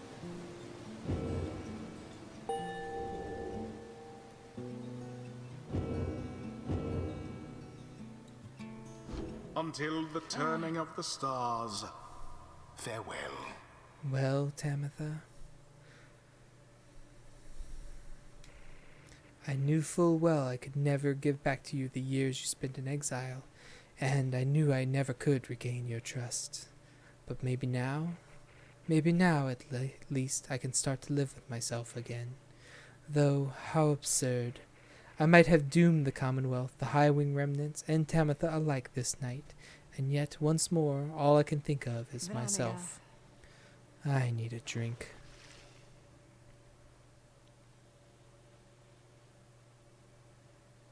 How does this affect the plan?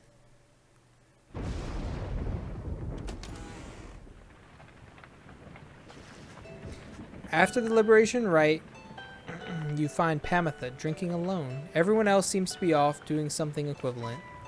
You're about to leave her be when she looks up at you. That's that then, reader darling. Mission accomplished.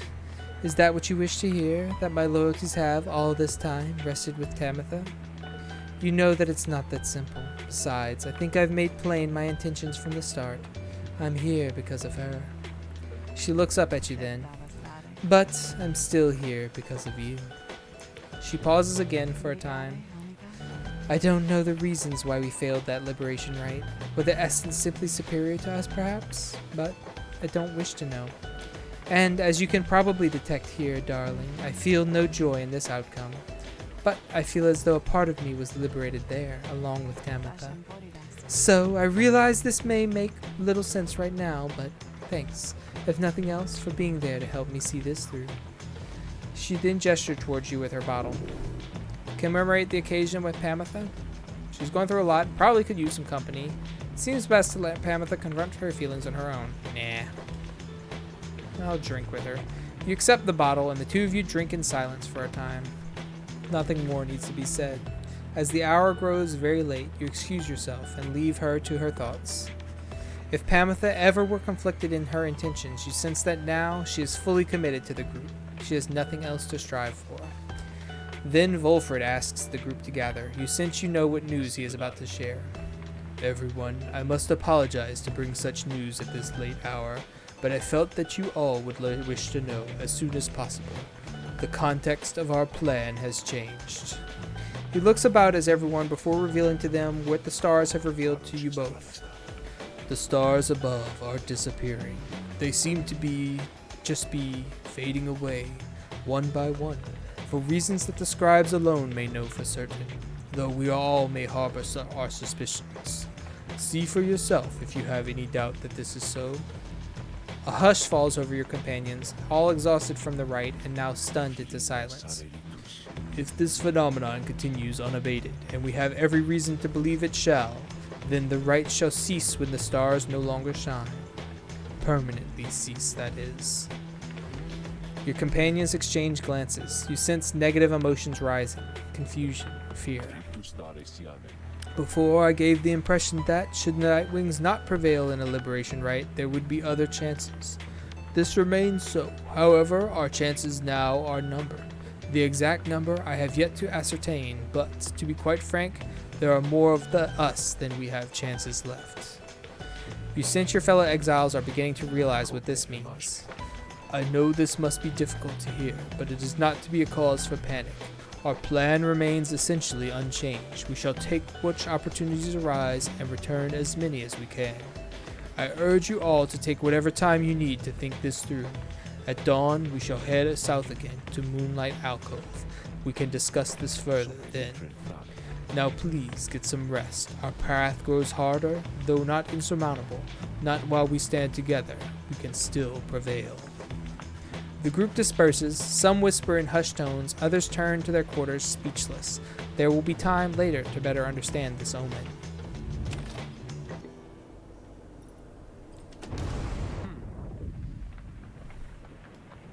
Jodariel, You approach Jodariel, who seems to be busy explaining something to Sir Gilman. And so, fainting left against them proves to be reliable. They all lead with their right wings when they choose to strike. They are quick, but can leave themselves quite vulnerable. Such sage counsel, madam. This knight feels most emboldened should he ever again be forced to confront the high-wing remnants in single combat. Pray you never shall. Being here, I suppose it is unlikely. She notices you then.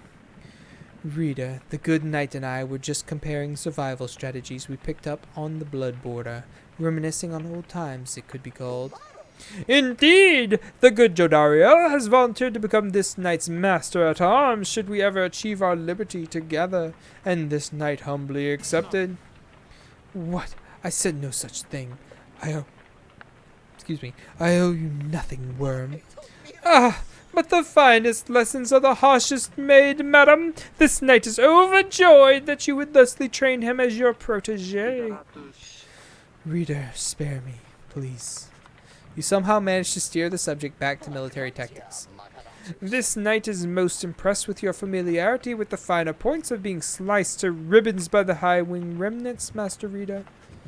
Sir Gilman and Jodariel continue the conversation for some time.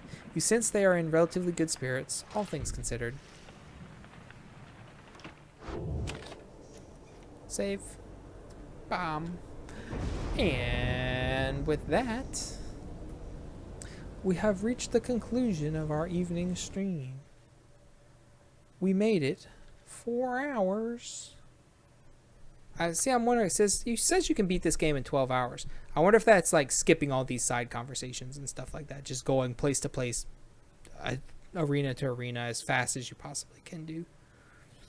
But I don't know for sure. Anyway, that's it for me tonight. Thank you everybody who stopped by and chatted and fed Tesh with the resub. Appreciate you all, and I will see you on Friday, I hope, where we will finish this game so that we can move on to something new for the new year. Hollow Knight. Good night.